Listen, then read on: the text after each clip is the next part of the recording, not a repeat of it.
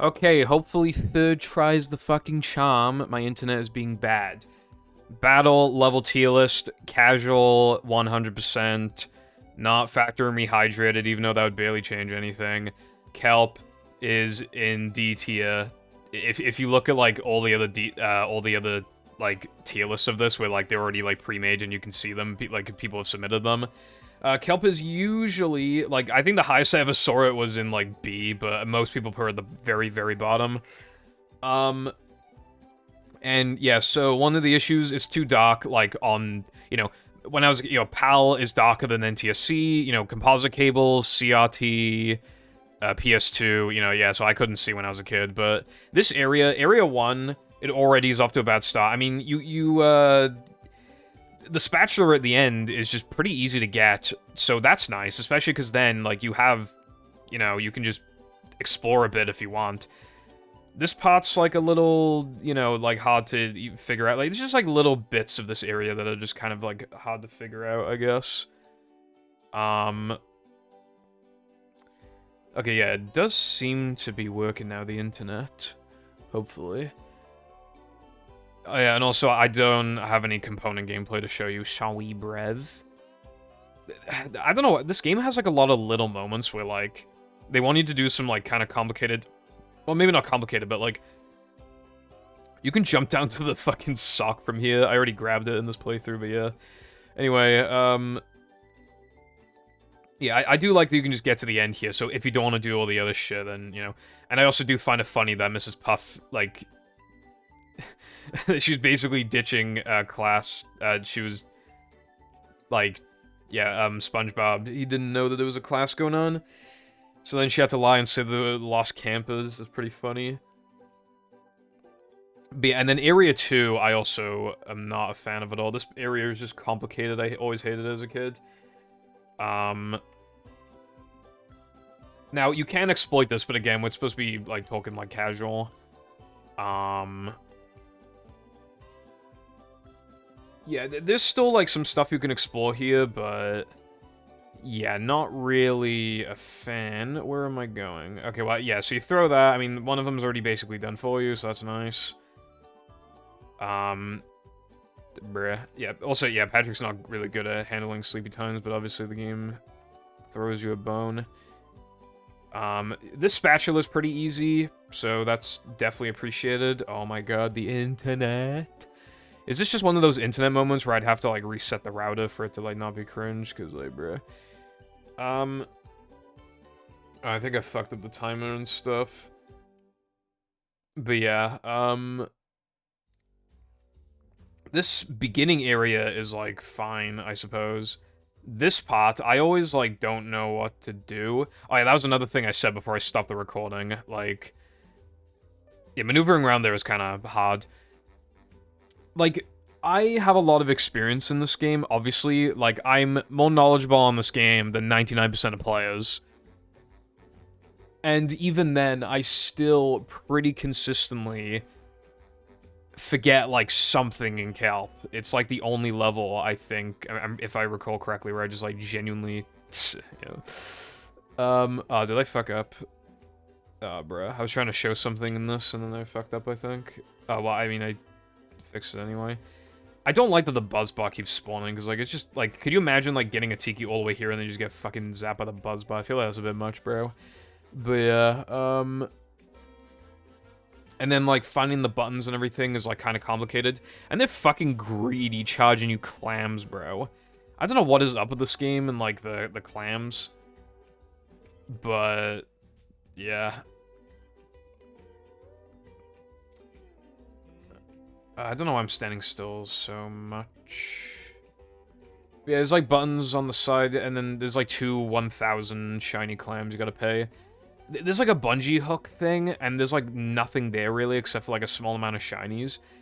Like, it makes me think that,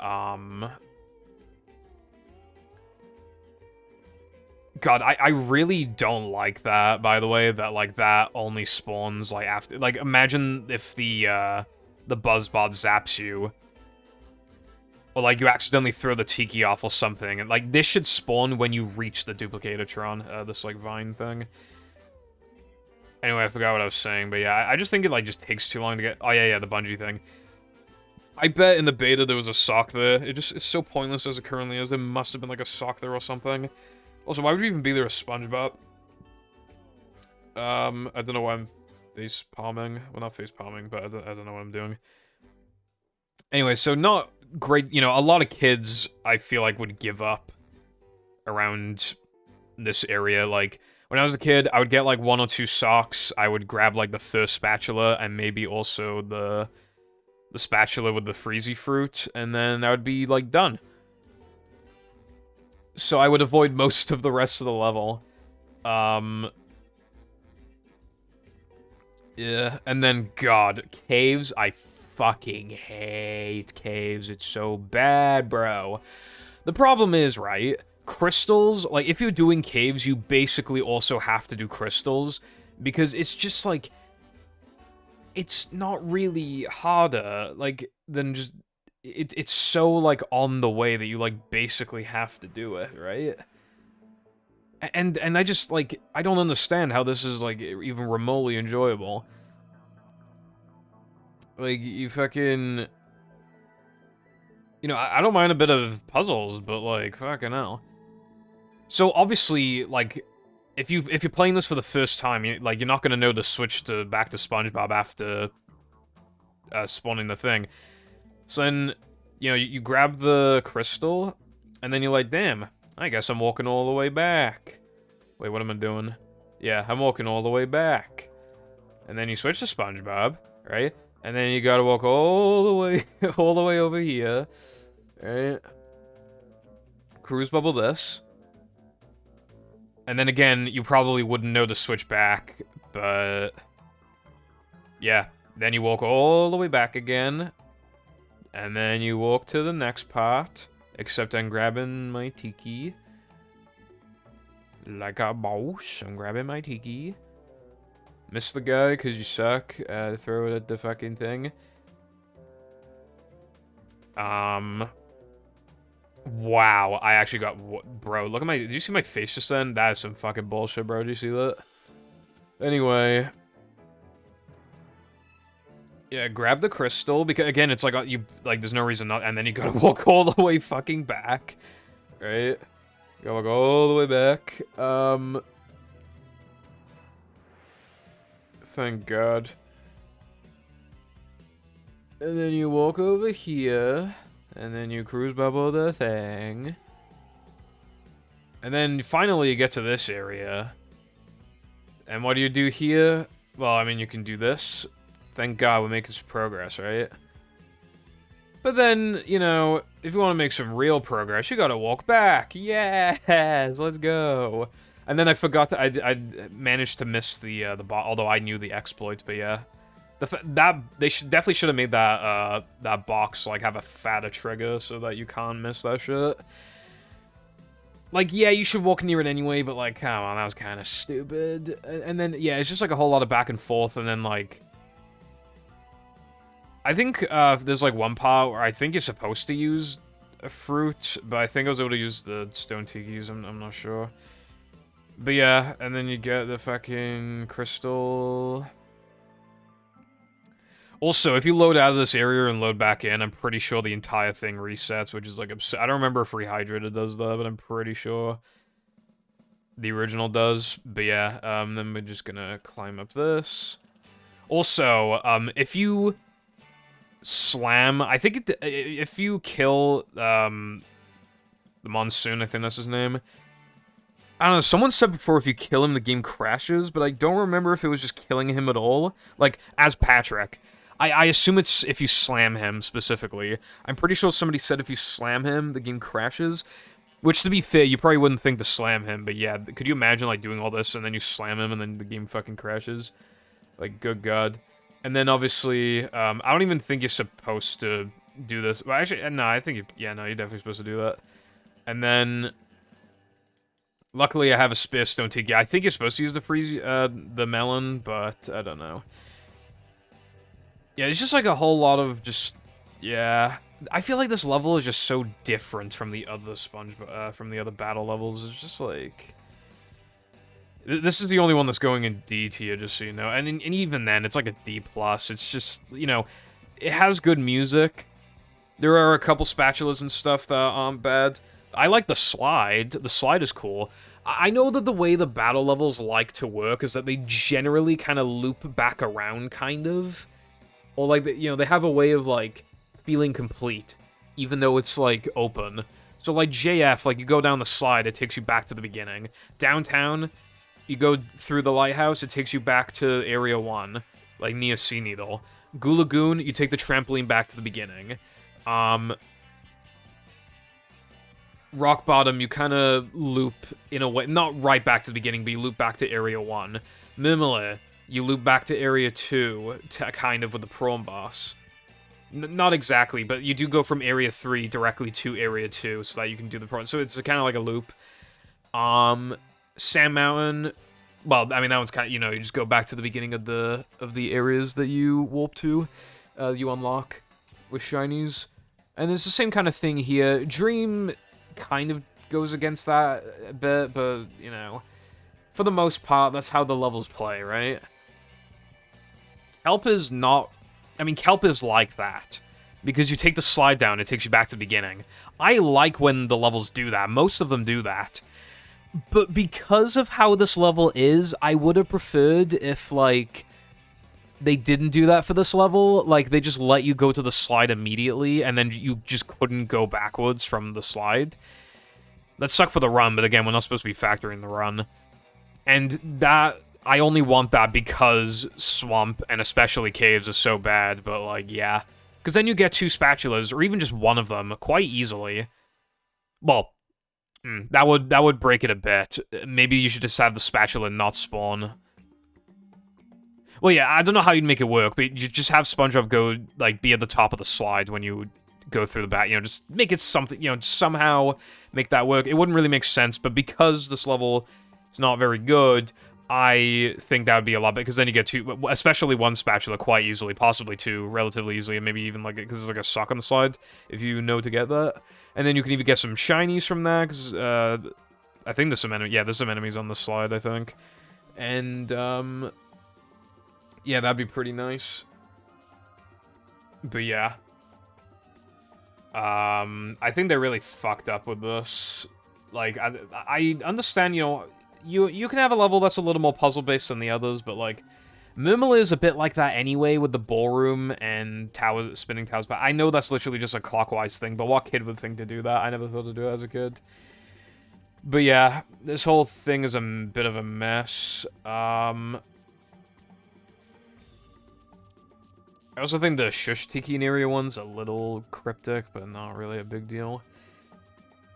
So yeah, I don't think there's much more I can say. I think it's pretty obvious why I and a lot of other people don't like this level. Everything's really confusing. If you're on PS2, the game is just too fucking dark. Like, you know, Caves is the worst thing ever. I might have knocked the mic just then if there was a bit of an echo or whatever, like a bang sound, then sorry about that. And yeah. A lot of people's casual playthroughs have probably just grabbed, like, 2 spatulas and a couple socks, and, yeah, the dunzo. Luckily, you only need 77 spatulas to beat the game, but, yeah, it's... That really does not help matters. I haven't thought about where the other levels are gonna go. I think barely any of them are gonna go in C, to be honest.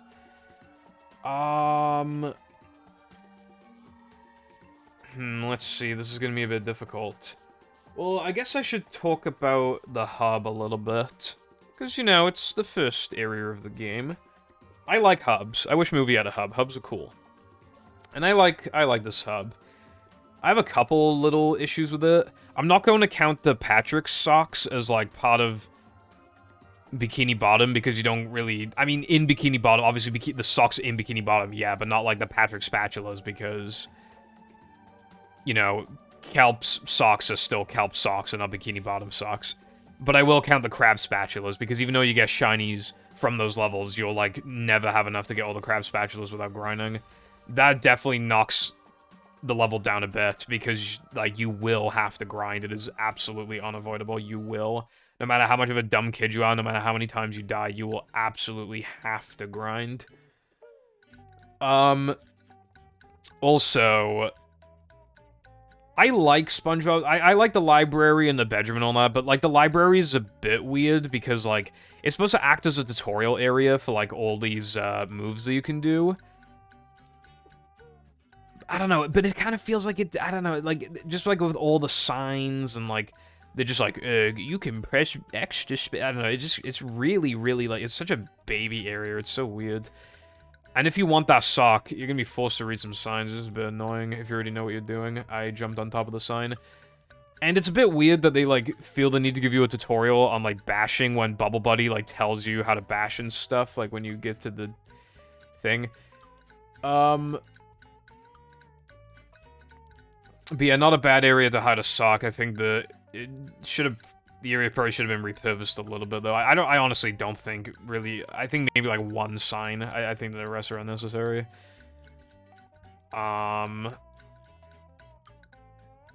Yeah. And then, I quite like, Hub 1. There's quite a bit to do immediately. I mean, you know...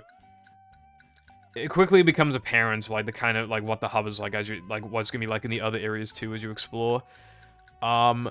You know, there's gonna be some platforming, a little bit, you know, some timers and some puzzles and stuff, so... And then it introduces golden underwear. I love, the Annoy Squidward spatula, it's really funny.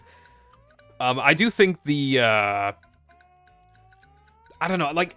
I don't know if it's just me, I feel like... being told jump around like an idiot... I think that would go over some people's heads, but maybe not, because as a kid, I did jump around and I got the spatula.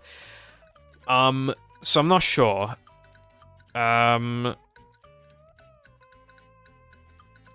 I'm not sure. But... maybe it's cryptic, maybe it's not, I don't know. Also, the interactions with Plankton are really funny. Yeah, I got the crab spats, and well, I mean, I kind of already talked about them. The Patrick's socks are weird because like you literally collect socks with Patrick and then you can trade them to Patrick. It's kind of weird, but yeah. I like Patrick's rock. It made sense. They couldn't do much of this, so just chucked a sock in there. It made sense. I used the OG controller for this playthrough. That's interesting. Maybe I just didn't want to use the batteries or something on my 360 controller, or maybe I wanted the true authentic feeling. I don't know. Anyway, yeah. That's if Hub 1. Hub 1's pretty... It's a bit small, but definitely very strong. And then, where is Hub 2? I think I just did everything in the Hub, like, as I went along. Yeah. And then, Area 2 shakes it up, like, pretty immediately. And they introduce a structure where it's always, like, 2 areas you have to, like, you need spatula requirements for. Well, 3 if you count the boss. Like, 3 spatula requirements and 1 level you just get a freebie on. Which I definitely appreciate. If if Murmler had a spatula requirement, I feel like that'd be pretty cringe. Even if they made it low, like 18 or whatever, just be like, at that point it's like, bruh. But luckily they didn't do that. And I quite like this. I love how SpongeBob looks. And yeah, I just like this little area. Like, obviously it's simple, just like, oh, throw a rub, but like, yeah. They definitely could have done more with Sandy's Tree Dome. It definitely is a bit of a lacking area, but certainly not bad. I mean, I've seen some people argue that Dutchman Tree Dome is actually better because it's a full-on level, and I would kind of agree. I don't think they did as much with Tree Dome and Dutchman as they could have, and there's still, like, annoying platforming and stuff like that, and jank. But, you know, I do wish that Tree Dome had more going on if you could actually explore inside the tree, even if it was just for a sock. I think that would have been really cool. But hey, for what it is, it ain't bad at all. And then the Shoal Spatula is not bad. And I like the inside of Shady Shoals. It's very funny and stuff. I do have a bit of a gripe with the sock, though. As a kid, I thought you had to destroy everything in the Shady Shoals. And it made sense why I thought that. I mean, you have to do that in Krusty Krab. Granted, at this point in the game, you wouldn't know that, but you did it in Squid's house, so you could imagine then, it's like, okay, well, Hub 2 is pretty similar to Hub 1, while not identical, it's very similar, so you could imagine, like, oh, okay, well, I guess I need to destroy everything. And as a kid, I thought that included hitting the TV. So I never tried to get the sock here, if I recall correctly, until late game. Because I don't think you can destroy the stone tiki, or maybe you can with the thunder tiki, I'm not sure. But I feel like I remember coming back here, specifically so I could cruise bubble the thing, and then I hit the TV, and then obviously... I don't remember what the chances for TV. I think it's like 1 in 3 or some shit to... But I actually prefer how they did it in Rehydrated, where they, where you only had to hit the TV once. There was absolutely no luck to it. I think that was definitely for the best. I think otherwise, I could see some kids just, like, not knowing otherwise. You could argue it's a tiny bit cryptic anyway, but I don't think so. I think it's fine as it is, you know, being tied to the TV. It's just that, like, yeah, that RNG thing definitely tripped me up as a kid, and could have tripped up some other people, I think it would have. But yeah, Hub 2, also pretty strong. The only thing, I feel like 40 spatulas for industrial parks are a little high. But I understand, you know, you want a nice rounded number. 35 is too low. 40 is like a tiny bit too high. And the reason why I say that, right? Yeah, you could get, you know, a crab spat or two, but then you won't be able to afford stuff in, like, Rock Bottom or Sand Mountain or whatever, so you can fuck yourself over. Yeah, you can... You know, trade some Patrick spatulas now, but how many of those socks could you... Especially if it's your first few playthroughs. Might not know where a lot of them are. Yeah, you can, what's it called? Well, another thing... As a kid, I used to leave Rock Bottom for late because I was scared of the sleepy times and I wasn't good at sneaking, so I was like, okay, I need Cruise Bubble to make... Because it does make the area a lot easier. So I would always, like, really struggle with the spatulas to get 40. I think, like, 38 would have been, like, the perfect number. And this is much more of a criticism towards, like, movie. But I think, like, you don't need, like, a satisfying number if it means that you need to do, like, more stuff that the player doesn't want to do. Like... 20 tokens for Now That We're Men, you could have made it 18, and it would make the game better. You can make SCDA 22, and it would make the game better. It doesn't need to be 25, it doesn't need to be 20. You know what I mean? Like, they didn't have to do that. I feel like it just made the game worse. Again, much more of a criticism towards movie than Battle. The Battle, it's a very minor criticism towards Industrial Park. I think Dutchman's also, like, a tiny bit high, but, like, that one's, like, fine. But, yeah...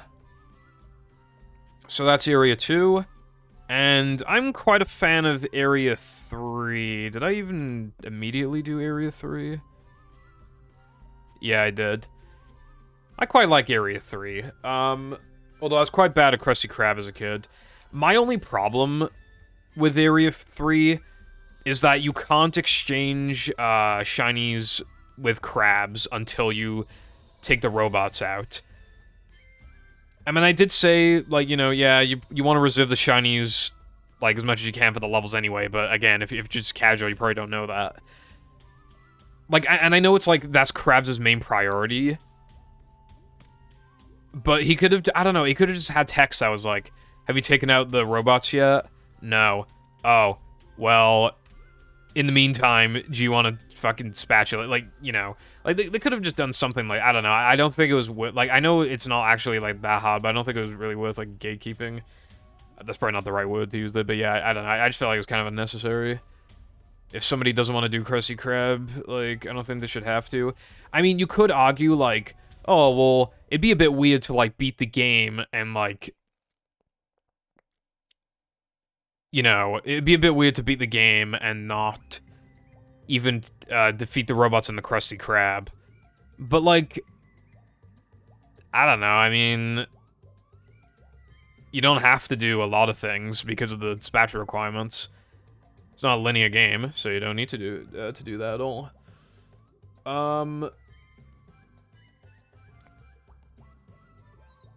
Anyway, yeah, I really like... how, because, like, you're so high up here, you can see a lot of background. Like, look at all that shit for Dutchman. It's so cool. And you can see, I mean, you could do the same at the top of the police station, but, like, this is, like...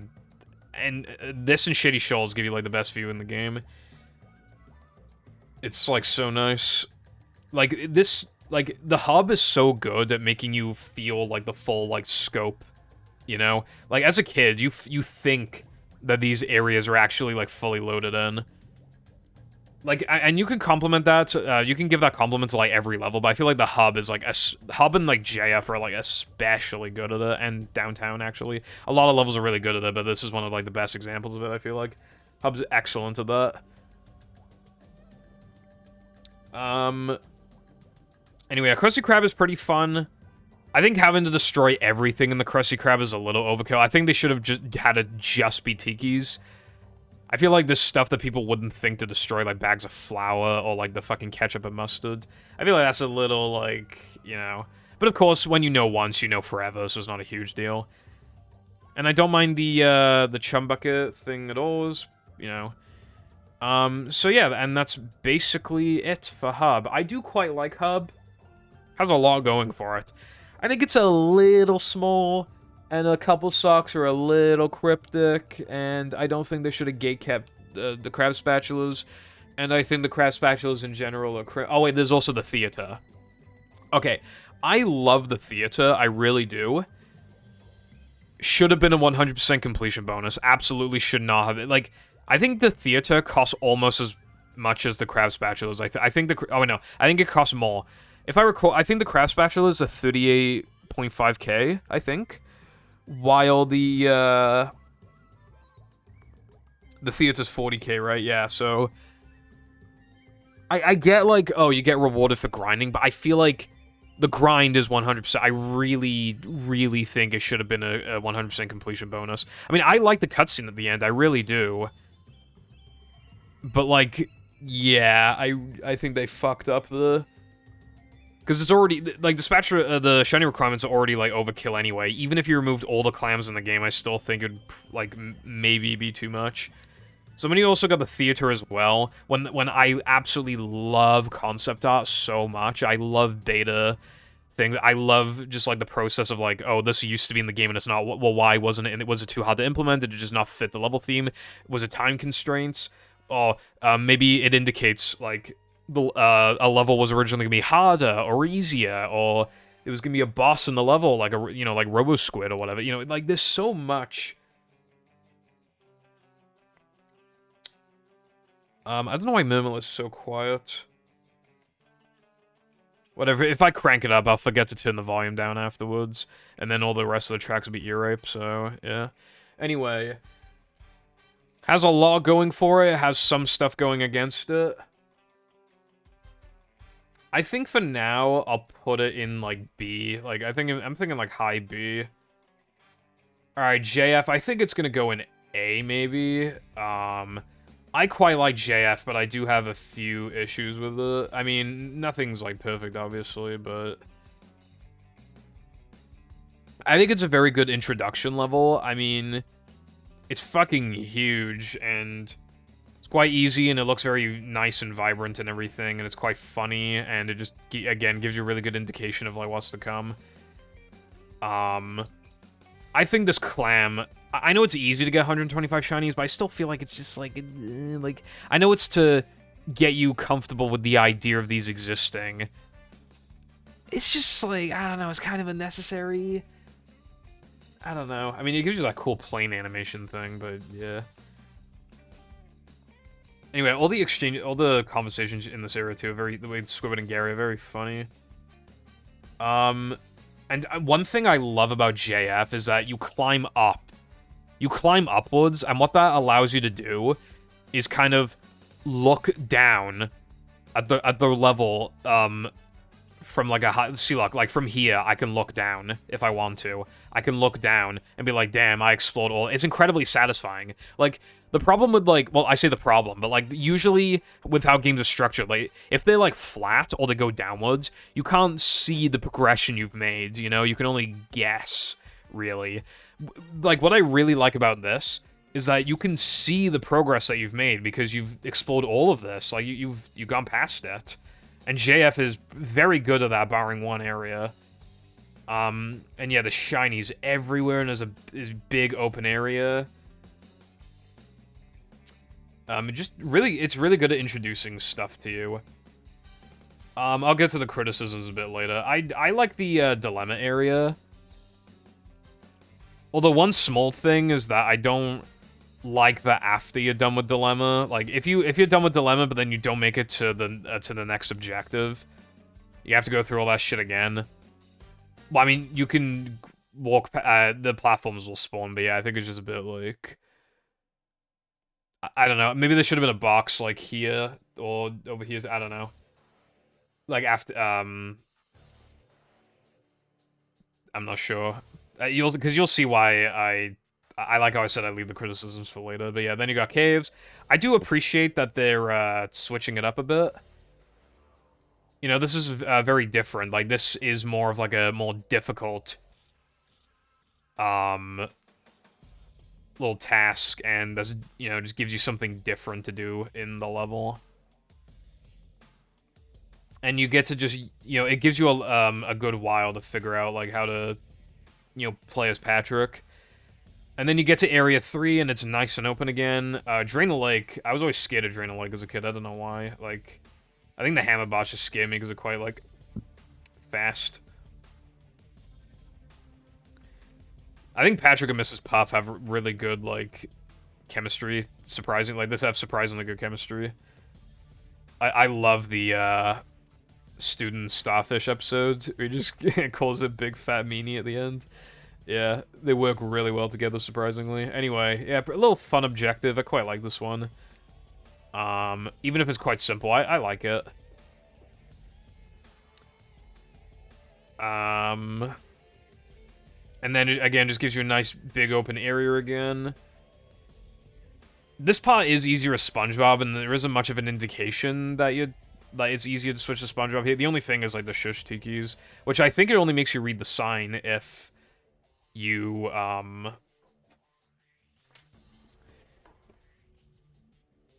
if you're SpongeBob. I could be misremembering, though. But, yeah. Also, this is, like... I love the robot introduction cutscenes, although it's easy to, like, do shit out of order. But it's probably worth it for how, like, cool they are. But, like, for example, like... when you get to Area 3, the first level you're most likely going to is Dream, because it's the only one that doesn't have a spatula requirement. But that's not where the Slick cutscene is. The Slick cutscene is good. They probably should have... for a couple of the robot introductions, they probably should have had them be in more, like... more logical, like, areas. Like, I don't know. Anyway, I remember struggling with that platform as a kid. I have no idea why. I must have fucking sucked. Oh my god, this part always used to piss me off as a kid, dude. I always used to get fucking shot off here. I always... I think that's the point, but yeah, they used to piss me off, bro. This sock was really easy to miss. I don't know why the Freezy Fruit is here. I don't see what the point of that is.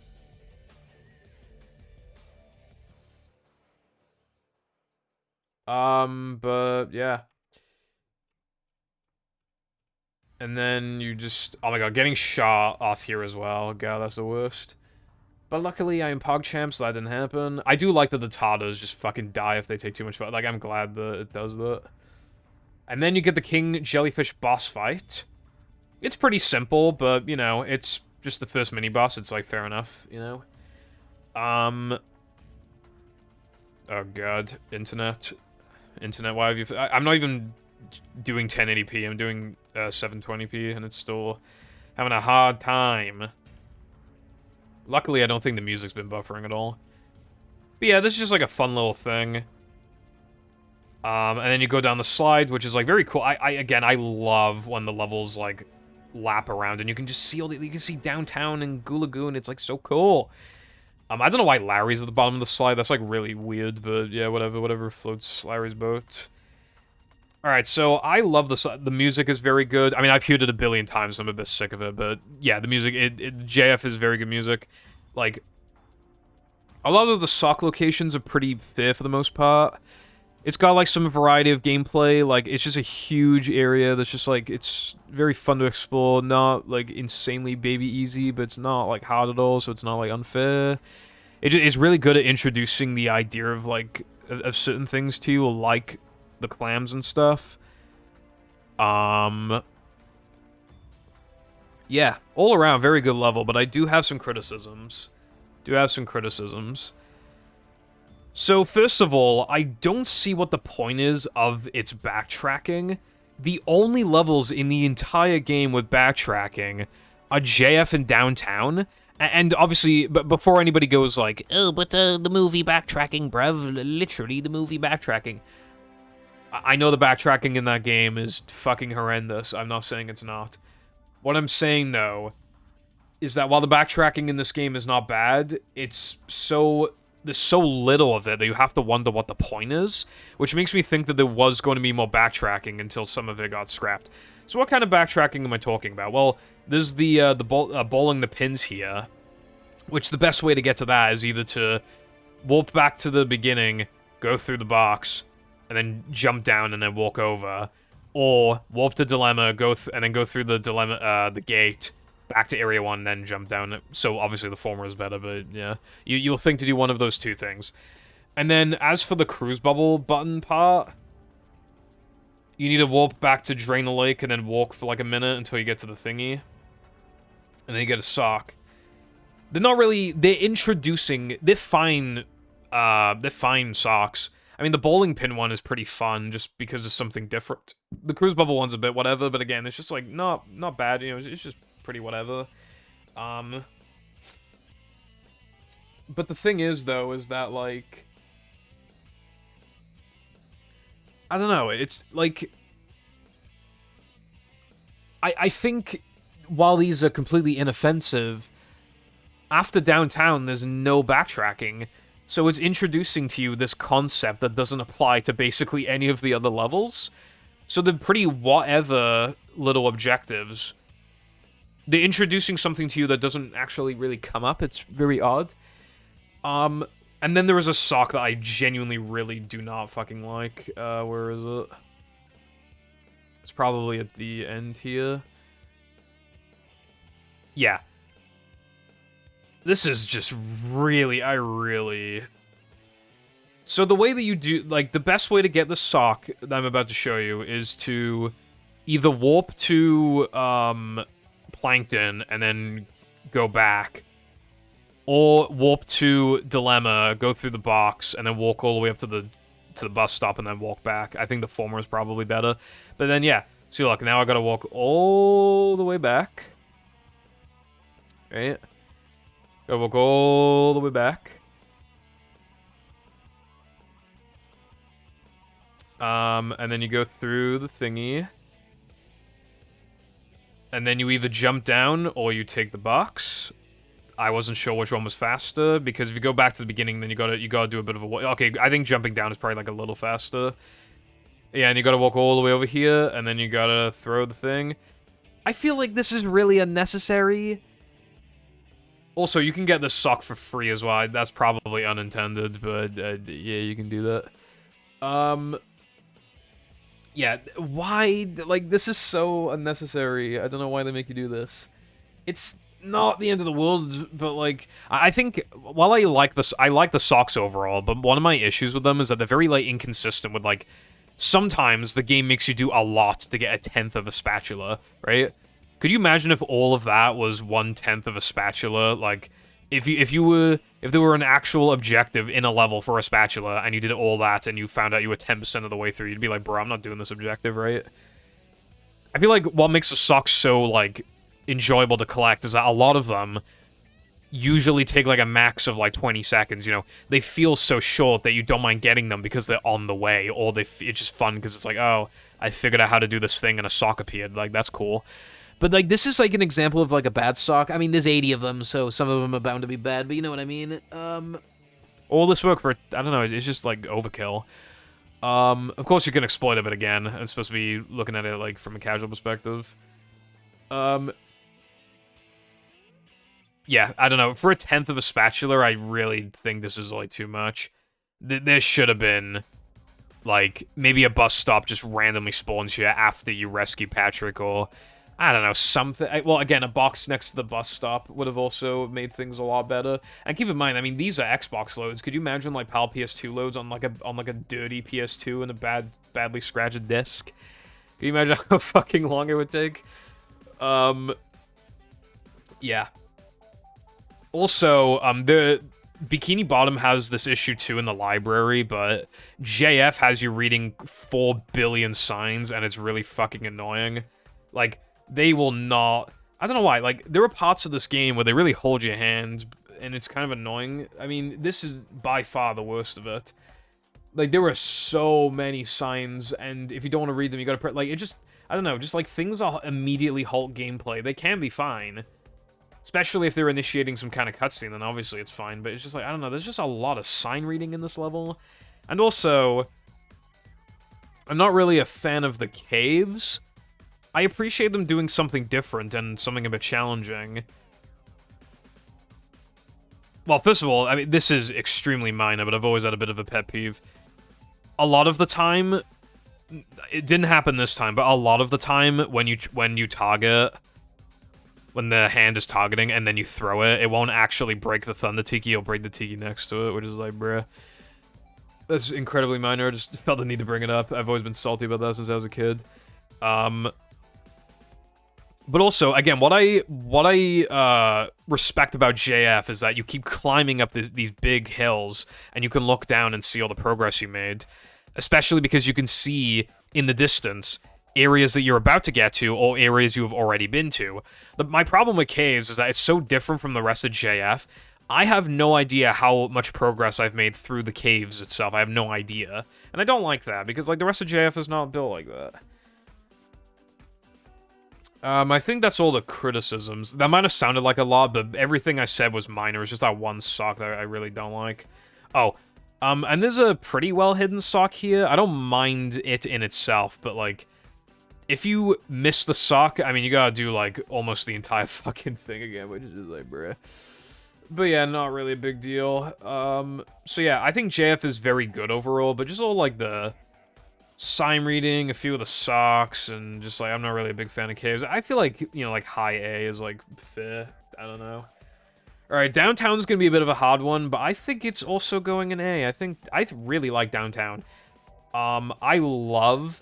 Dude, I love rooftops. I love that you can, once again, look down, like, below you and just see the progress that you've made. Although that's obviously... It's not, like, the actual, like, Area 1. It's just, like, a simplified version of Area... But still, like, it gives off that effect very, very well. I probably like JF more. I feel like it's, a bit less complicated to get through. Oh, yeah, another thing about JF, actually... While I do like how big it is, I feel like, I don't know, the biggest area in the entire game, I feel like it sets your expectations high. And the rest of the game delivers, but not in terms of scale. It is easily the biggest level in the game. And it has the most socks. I don't know, it just makes you think that the rest of the levels are gonna be, like, absolutely fucking enormous, when it's actually, like, the biggest level. The second biggest level is probably, like, Kelp, maybe, right? Definitely not Dream. Actually, it might be Downtown. It might be the second biggest. Yeah, honestly, yeah, it's probably Downtown. And then, like, maybe Goo Lagoon or Kelp. But yeah, I don't know. They set your expectations very high at the beginning. But yeah, also, I really like the Downtown music. JF's one is more, like, hummable and stuff. But what I really like about the Downtown music is that it's very good, It's very good, just, like, background music. You hear it in a lot of, like, video essays and stuff. It's just very... I was thinking of using it for my PvZ video, but I didn't, because hearing BFB and movie music in, like, random videos just gives me, like, whiplash. Also, I don't know why there's a building here. That's really strange. Yeah, so I quite like, Tiki's Go Boom. Oh, God. Oh, wait. Oh, yeah, no, it's buffering. Oh, buffering movie reference, brev. God, I'm 44 minutes in, and I barely talked about the levels. Oh, God. Alright, I'll be right back. If the internet's gonna be cringe, I'll be right back. Alright, I'm back. Hopefully it's working. So, Yeah, I like Tiki's Go Boom. The cannon would fuck me up as a kid. Sometimes it's like a little annoying. You can manip it, but yeah, sometimes it's just a little annoying to like get it to go where you want it to, and you can exploit it with Cruise Bubble, but yeah. I like the area. I do like that there's like a permanent like change to it too. Like this area becomes a lot safer when you're done with it. I like when a level like knows that, you know, like obviously it doesn't suit all levels or whatever, but I do like in a game like this when, you know, things become more passive when you return to them. Like there aren't too many instances of that, but like there are definitely instances of that. You know what I think would have been cool, even though it's not really related to what we're talking about? I think it would have been cool if, after you, like, reloaded an area, the game gave you, like, silver spatulas, you know, kind of like the stars in SM6, so that you could still, it still feels like you can collect, I don't know, that would have been cool, I feel like. Anyway. Yeah, some parts of Area 1 are a little confusing. I still occasionally get a little confused, but for the most part, it's usually fine. Yeah, I like how they introduced the SpongeBob mechanic as well by immediately giving you some sort of like time challenge thing. The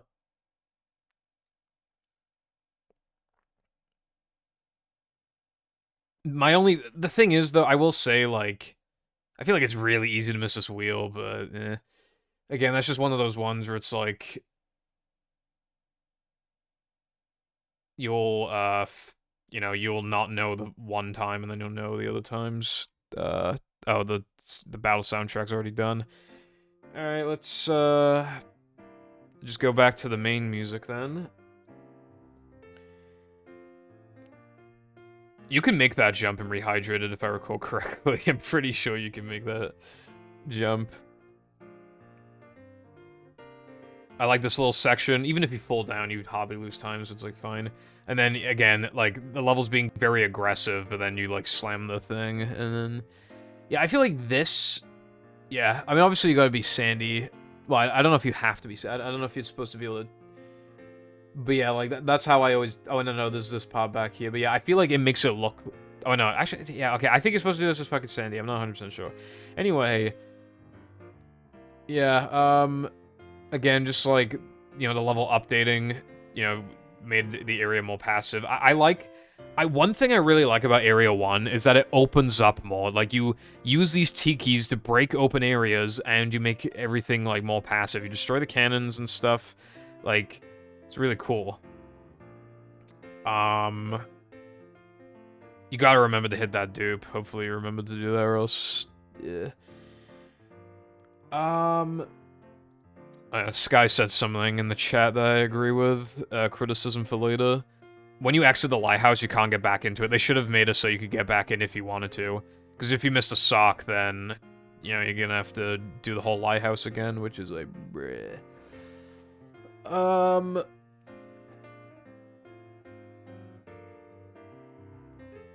But yeah.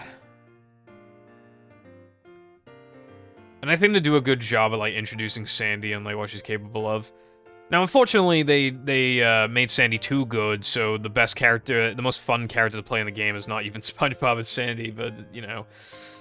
Still, we take those, I suppose, you know, Sandy Dub. Sandy Dub. Oh my gosh, you're doing jumping jacks, bro. Good for you. And she's stuck doing that, apparently. I do not know why. Anyway, I like this area. I have a couple of things. I mean, I do like that there's a dedicated bungee challenge. It's better than what movie does, where, like, it's just very basic targets, and, like, they're very simple and just in, like, you know, 3 levels, and that's just kind of it, with, like, one of them in particular is, like, insanely easy, one of them's quite easy, and the other one's really hard for, like, a kid. Like, Senile is, like, the same kind of idea as those 3 bungees, except, obviously, like, more balanced and more interesting. And is more integrated into the level. Like, the only thing, though, is that I don't know. I mean, this is the only time they really do anything notable with the bungee stuff, because all the other times is literally just like, get a shark or get a spatula. So this is the only area that actually really does anything notable with the mechanic. Yeah. But yeah, and the bungee mechanics are good in this game, unlike Rehydrated. This area is fucking horrible on Rehydrated. This area does have that backtracking thing like JF. Obviously, it's not nearly as bad. It's literally just like a little thing you do with Sandy after getting, or SpongeBob. I think you're supposed to do a Sandy with the come back with a cruise bubble. But yeah, this isn't really particularly hard. But if you die, you gotta do the whole thing again, which I don't know how I feel about. I mean, that's probably fine because like it's like easy. You also have to come here to get like the wheel spatula. So if okay, so, and it costs a lot of shinies as well, even though you get some back. So if you don't come here, I mean, you lose out on a spatula, and then you lose out on on 2 wheels, so you're missing out on a spatula, you come back with a cruise bubbles, you're missing a spatula. Oh yeah, that's the only backtracking spatula in the game as well. And it's very easy. Again, it's weird. I don't mind backtracking, it's just like, it's weird. It seems like it was going to be integrated more into the game, and then they're just like, nah.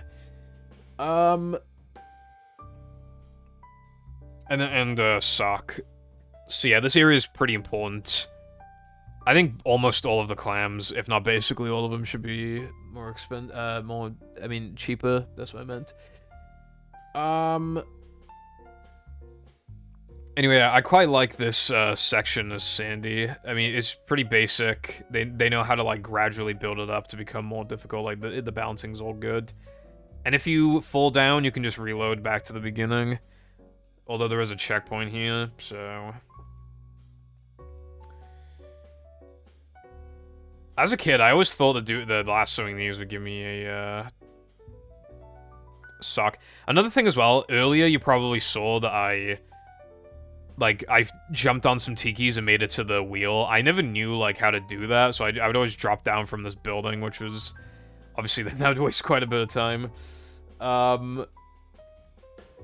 Yeah. This sock, that sock is... I would say it's too hidden, except not really, because, like, the wheel is over here, so it's like... Yeah, the only thing is that I don't know if the game expects you to be able to jump from the cannon to here. There are a couple moments in this game where you can't quite tell if it just expects you to know to do something. So I just exploited it, except I fell down. But luckily I had the box. But yeah, that's why you really need to get the box first, just in case. But yeah, this is the area, in my opinion, that really shines. I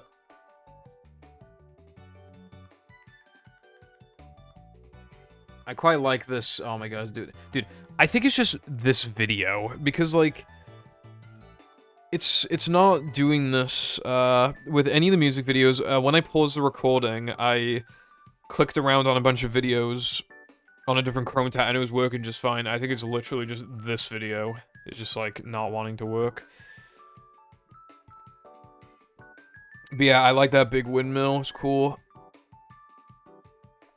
And then I get the box. And this is actually a good place to introduce Chuck, because what are the chances that... Because this is the only level that has Chuck, so, like, what's the chances that you're, like, not gonna get this far in downtown, but you are gonna get to Murmur... They're not even in... Oh, no, they are in Rock Bottom. They're not... Oh, and they're in Sand Mountain, actually. Although not as many. But yeah, like... So that was... This is definitely a good area to introduce, the Chuck. Also, as you can see, I had big trouble with the crab spatulas, even though I'm literally going out of my way to, like, kill these guys. I think 2100's a bit expensive here. I don't know, again, this game, it isn't just the socks, it's also disproportionate with, like, the clam prices, I feel like, in the sense that, like... I mean, 2100, and you have to work for the spatula. I mean, you know, the first crab spat is 3,000, and that's it. And you could argue, oh, we get 900 shinies off, that's worth it. But, like, it just kind of reminds me of how, like, in Dream, the total clan prices are, like, 3,000, but that unlocks so much stuff. Or even Kelp, which I batch. It's a total of 2,000 shinies, but it effectively, it unlocks an area so that you can even get a spatula, and you get, like, 2 socks from it. Like... Also, Tedious is in my chat, he said, I never fucking remember where the wheels are when I play this. That is, yeah. I would always forget where the wheels, like, 1 or 2 of the wheels are. Need a wheel radar or some shit, bro. Like, there's always, like, that 1 or 2 that I feel like people generally just, like, yeah, like, don't know where they are. Also, another thing, yeah, you can just, like, skip a little bit of the level, but I've never seen someone do that, but, yeah. You can apparently do that with this, with these lassos. But yeah, not bad, objective or anything. I mean, I like it. I like having to go through all the buildings that you normally don't go through. It's just, like, yeah. I don't know. I think they could have made it, like, 1,800. But again, I would like all the clams to be cheaper, so, yeah. I hardly ever get to see this area, but I do like it. I guess maybe that's why this area stands out to me so much, is because I never come here, but... Because obviously in the run, you just skip it, but yeah. Oh, thank God for this fucking thing.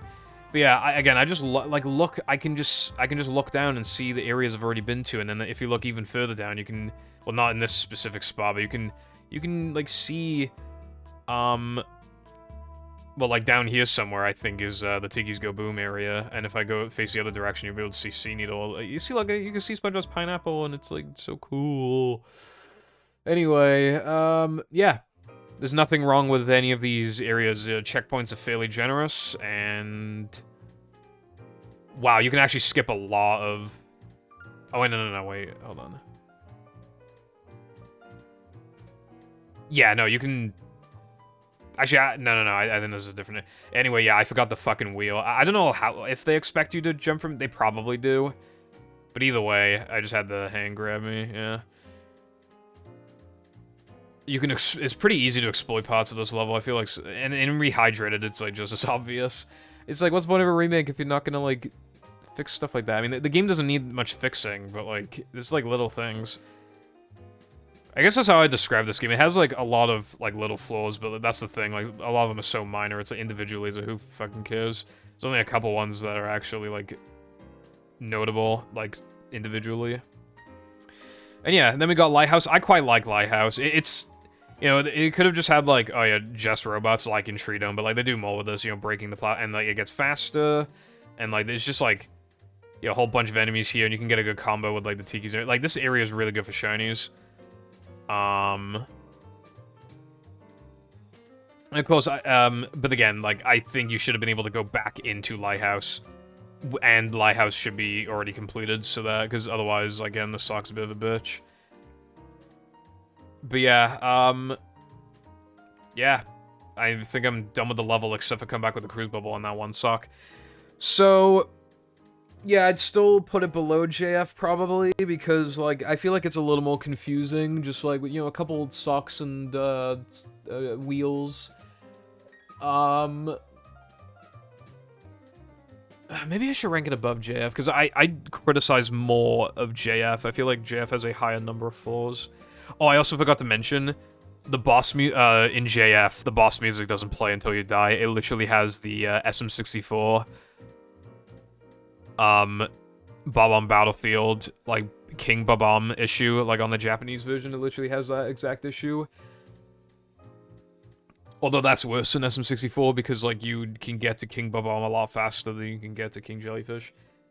They did fix that in Rehydrated, yeah. Honestly, I put Downtown above. So why is it not an S? Again, just, like, a bit complicated, but again, I love how it opens up. I love, like, all the, you know, just being able to look down at previous parts you explored. It's just a little complicated, and, like, I don't think the clams have to be so expensive and stuff. And I always forget where well, not always, but yeah, I sometimes forget where a wheel is or two. Yeah. Alright, now we go on to Goo Lagoon. I think this one's gonna be pretty hard to rank. I'm thinking, like... I'm thinking A. Yeah, I think probably A. I think it's probably gonna go in A. Is downtown... we'll think about it later. Thinking about putting an S, but I'm not sure, bruv. Alright, so Goo Lagoon. The music, I think it's my favorite of the three so far. I just love when it goes like, bow, bow, bow, bow. You know, and it's like built, and it goes da da da da da da da da da da da da da. It's just such like, it's so, I don't know. I don't want to sound like average YouTuber essayist, but yeah, it really did, like, it's like perfect, like, beach music. It's just like, it's great, you know?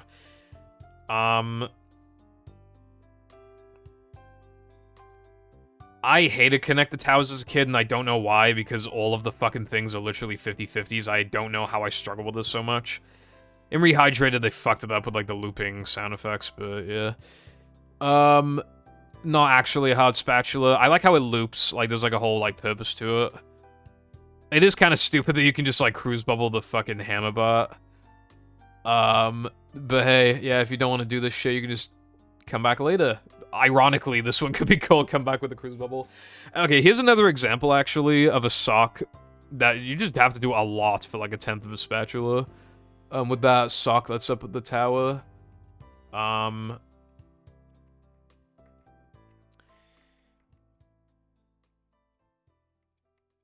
There we go. About to do it now. Oh, God. Come on, Brev. Come on, Brev. I know you can do it, Brev. So, like, you know, I like the challenge, but as a kid, I did struggle with it. I think, eventually these towels stop moving a little fast. You know, one small thing about Battle that's I've never heard anybody talk about it, but I actually quite like. A lot of things in this game are, like, grounded and, like, make sense. Like, the grounded, or even the things that are floating make sense that they're floating. Like, there were, like, not that many, like, floating platforms in the game. I mean, Dream doesn't count because it's, like, a Dream level, but yeah. I guess, like, everything, the environment feels, like, legitimate. Like, it could exist in the SpongeBob universe because it obeys SpongeBob's laws of physics. I mean, things can float, but, like, you know what I mean. Like, a lot of things are grounded. Even the buttons, they're floating because they have balloons. They're not floating because they're floating. And, like, this little island over here is not just floating.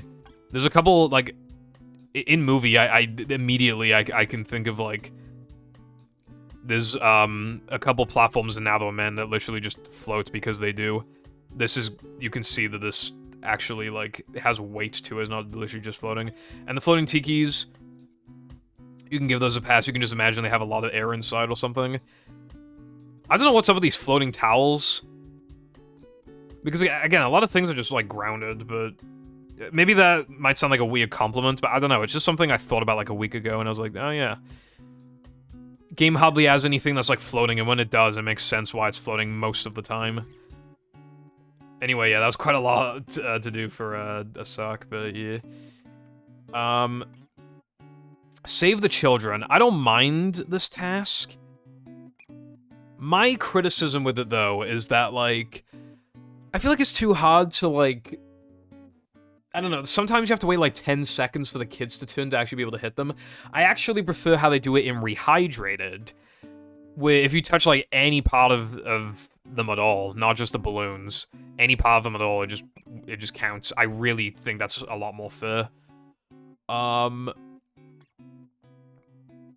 It's not, like, too hard or anything, you know, because the goo doesn't damage you, and if you clear out the robots, then, again, it's just very little standing in your way, but it's just kind of, like, a little, like, annoying thing. It can be a little slow and annoying. Also, it doesn't really make sense to save them if you know, pop the balloons and then they fall into the goo, but, you know... That's another thing that Rehydrated did. I think if you reload the level or something, like, the popped kids will be, like, next to Mrs. Puff. Like, they'll, you know, it would show that they were arrested, which is a nice little thing. I quite like that. Anyway, we got Moat fucking early, boys. Coming up. You can literally, like, the button is visible, you just can't see it. I mean, it's not visible, but you can, yeah, so you can avoid paying the clam if you want, which is kind of funny. Anyway, I like this little challenge. It's not like a huge thing, but it's just kind of fun. It's just kind of fun, bruv. I think this level probably has, like, probably my favorite Bubble Buddy interaction as well, although it's hard to say. Bubble Buddy's in quite a lot of areas in the game. It's very weird. I don't know why they like using him. Maybe they just thought he was criminally underused in the show, so like, oh yeah, we gotta fucking use him in this game. Or maybe it's because, you know, SpongeBob's got bubble moves, so just, yeah, just cramming as much Bubble Buddy as we can then. You know, there's bubbles in this game. There's fucking Bubble Buddy. Anyway, see, this is what I meant. And I could have got bad RNG as well, he could have gone to the other one. I like these sinking platforms, adds a bit of challenge, but again, I think, luckily I got a good pattern there, but yeah. The only thing now is that, like, because I didn't talk to Bubble Buddy, I didn't unlock the first task, so now this is my yeah, I don't like that.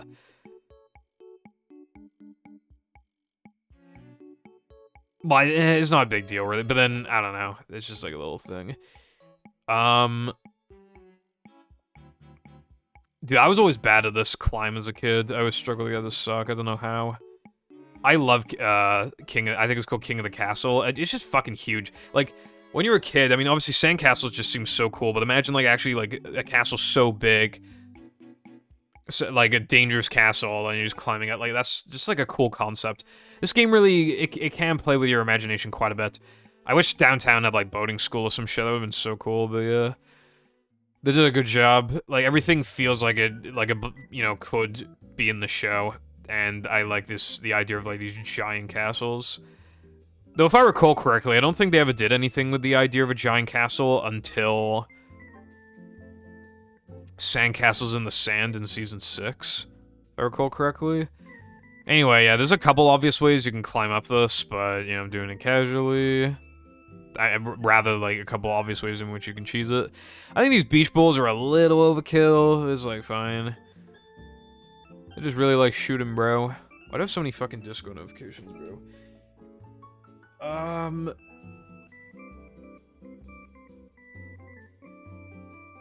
Yeah, let me...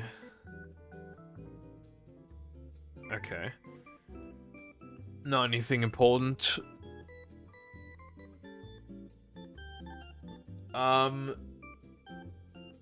Also, yeah, there's one of the Tikis got accidentally placed out of bounds. Heavy iron moment, brev. Anyway, so I like this part because again, you get a good view of below, and there's a shit ton of shinies here. I didn't get the sock. That's interesting. Caves, I don't know. I think this is my least favorite area as well of Goo Lagoon. Maybe I just don't like caves, and kelp as well. Yeah, I think I just don't like caves, bro. But yeah, I don't know how you meant to. Well, I think I know how you meant to do this, but you can. I feel like doing it the cheesy way is arguably easier. But yeah, you gotta wait here for a bit so that you can get appropriate height, and then you. I think that definitely seems like what you're supposed to do. Moving down though with SpongeBob and Patrick like is probably easier, but whatever. So my little thing with this area, I don't know. I feel like it's just a little lack. I don't know. There's a spatula at the end, and there's like 2 sucks, but I don't know. I like all the paintings, but I don't know. I just don't really care much for this area. I do like how they have you loop around again. I just find like looping like satisfying, I guess. Having you do a lot in such a small area just like feels good, I suppose. Why am I showing off my Bowser plushie? It is very high quality though. I do like that Bowser plushie. And then for some reason there's like no socks in this. Like the 2 socks are kind of like on like the right side, but not on like this side. There should have been one on... Oh, no, there's 3 socks, actually. Yeah, they're all on, like, the left-ish side. There should have been one on this side, I think.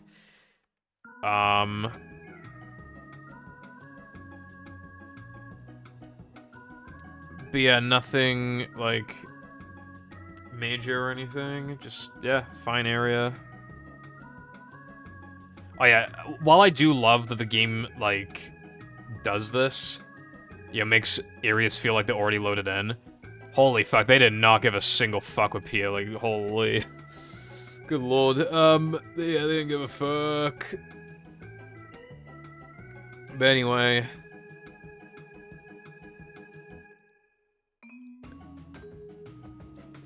Yeah, now I gotta switch to Patricia. Please load.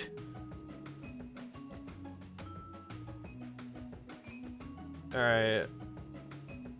Oh yeah, now I'm gonna grab the sock, I think.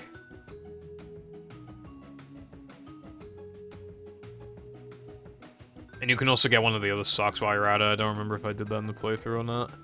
But yeah, you can get 2 for the price of 1 if you want. Bro, I think this VOD is being, well, I say VOD. I think this video is being very cringe. Oh god, are you gonna continue being cringe? Anyway, I like Pia.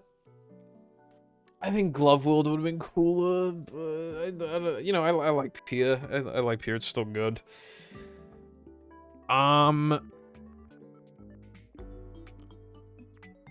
Yeah. It's hard to talk about it when it's hard to, like, the game doesn't let me fast forwarding. I like how much effort went into this when it's just used for this. It was probably originally used for, like, fucking Glove World or some shit, like, in very early concepts, and then they just, like, scrapped it, and they wanted to use this. Like, that's probably what happened. I wouldn't be surprised. Anyway, I like Wakatiki. See, this is, like, this also takes a bit, but I quite like this as a sock, because it's just, like, it's just a fun thing. Like, this amount of effort for a 1/10 of a spatula is very much appreciated. It's, like, you know, makes it feel more like a carnival, you know? Well, I mean, it's a pier, but yeah, I mean, Mr. Krabs said himself that the carnival's closed. I don't know what's up with this area. As a kid, I always felt like there should have been a sock or a spatula here. It's so weird that there's just absolutely nothing there to do. I've never, like, I don't know, it's just...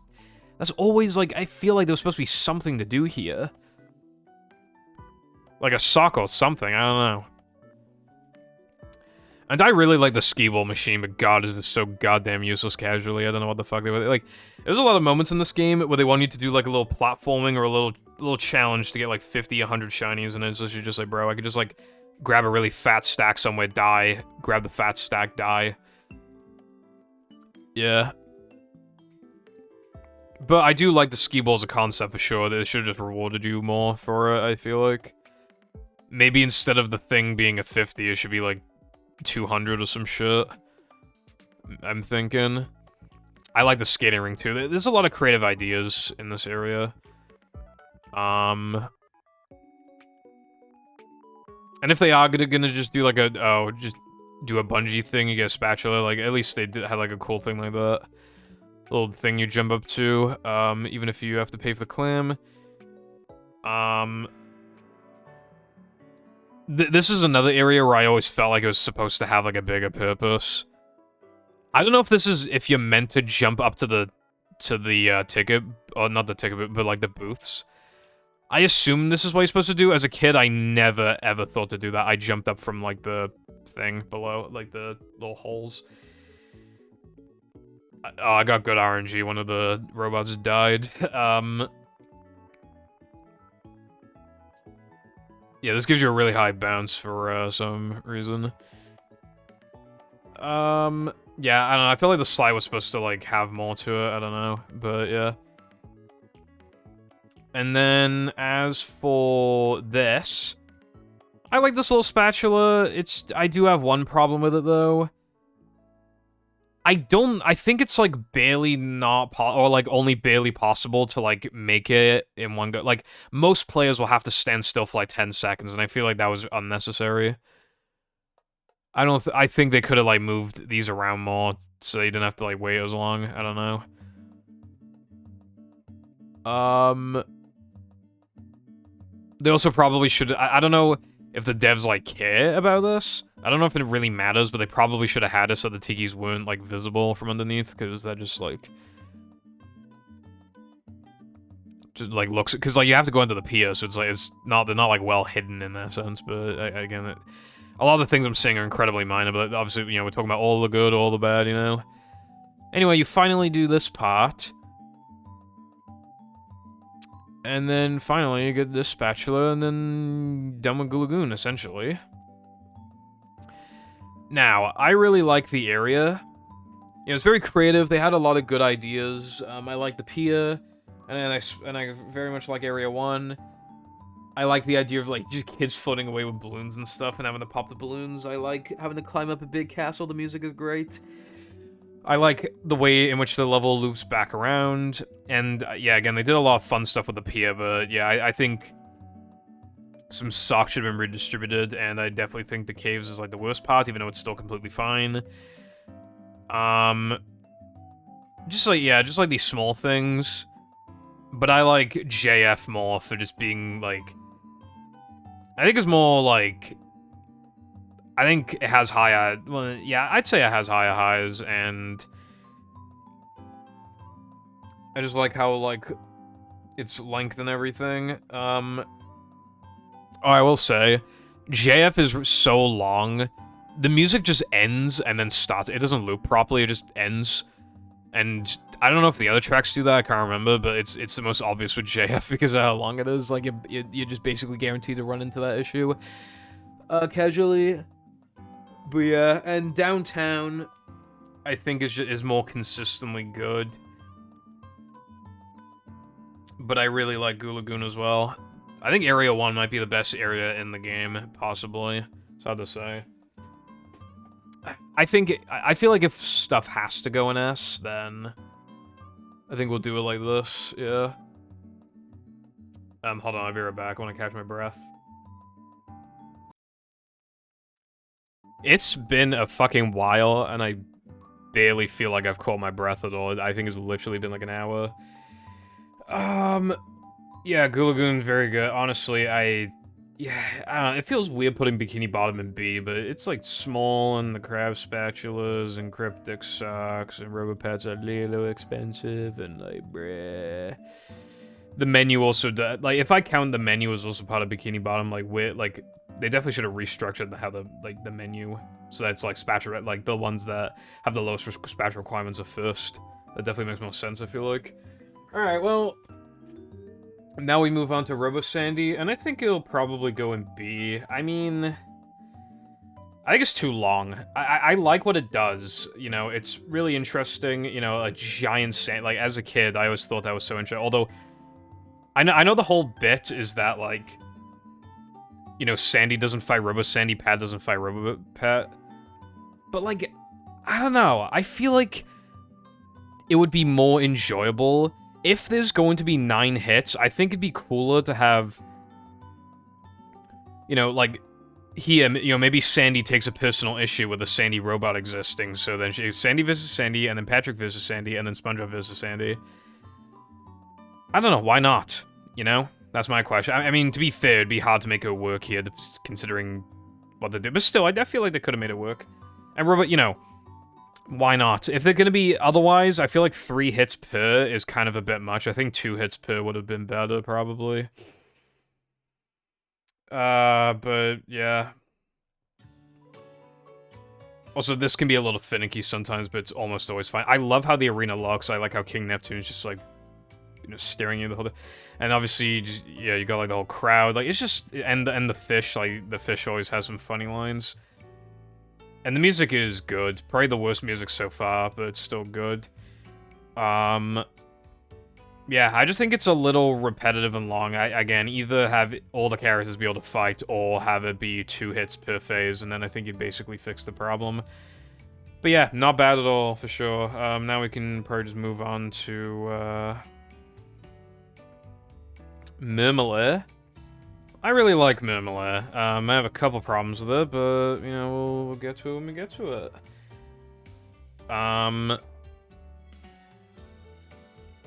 Yeah, so... Apparently, for some reason, the codename for this level is Barnacle Cave. I don't know why.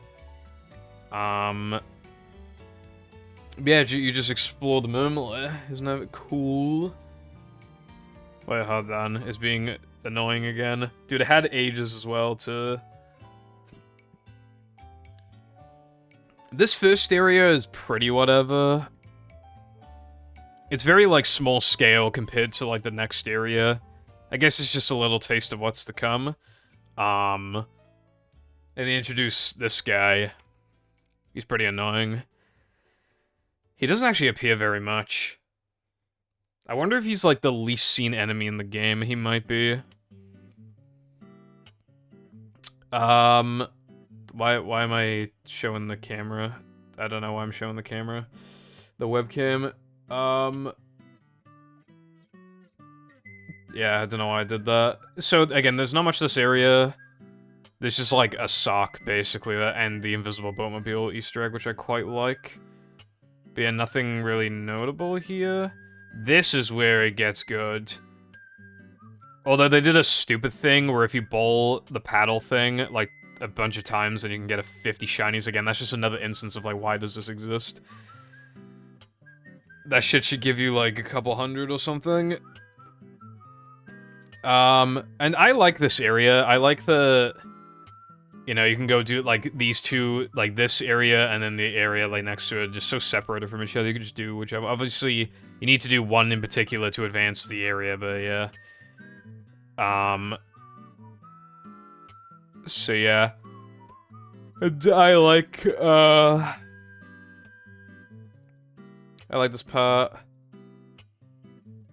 Just like a nice little change, you know, because this is, like, basically the level that teaches you about ball, really.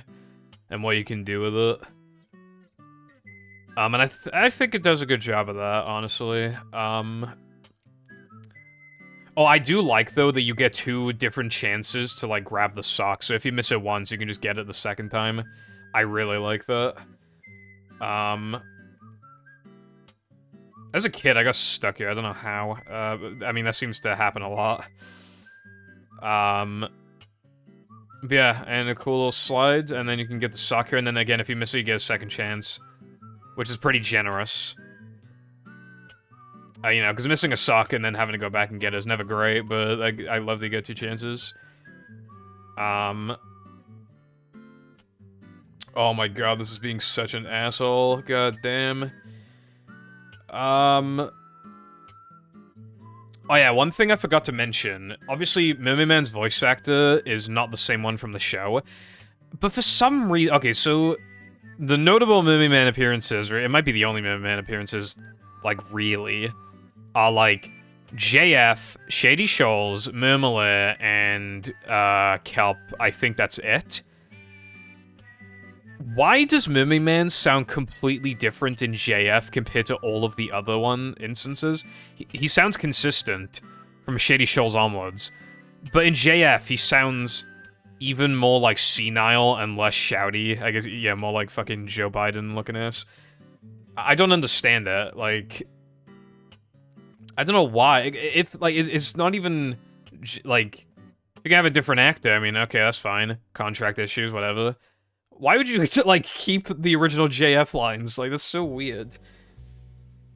It's just, like, such a contrast. It's very strange. I like this challenge.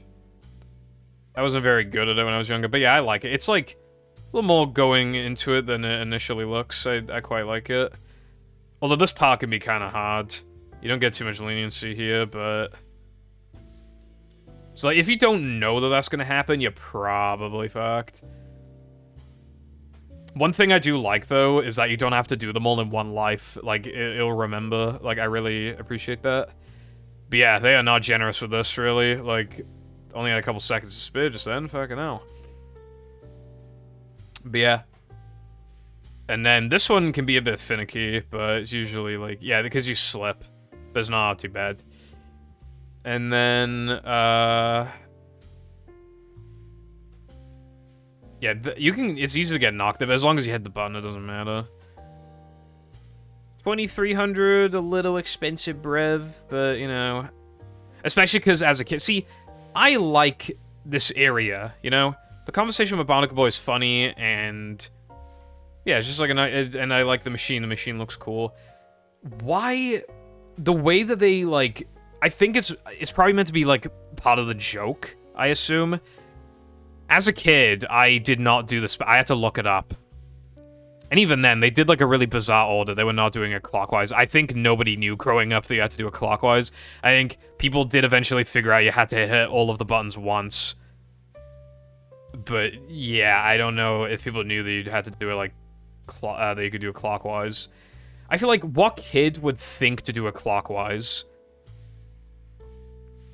And it feels kind of bullshit because they make it look way harder than it actually is, and then when you actually do it, it's a bit of a fuck you moment.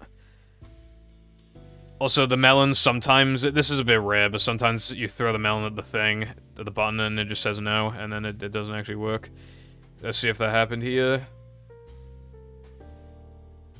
Okay, well, yeah, slam them anyway. I don't think you can slam them in Rehydrated. But yeah, I like the objective, and also, yeah, it's pretty obvious so you can make it over here, but yeah. Whatever, bruv. We are doing this legit. And then I like this, the Murmler computer.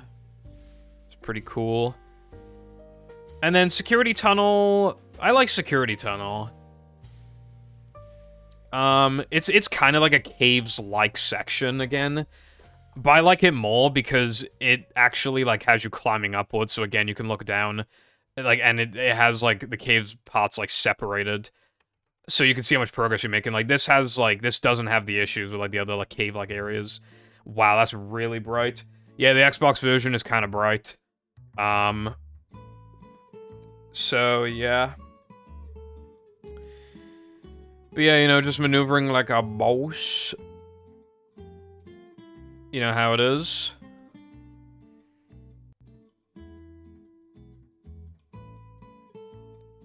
Nothing too crazy, but it's just, you know. Now, this is when you begin to get clams that are kind of fucking ridiculous.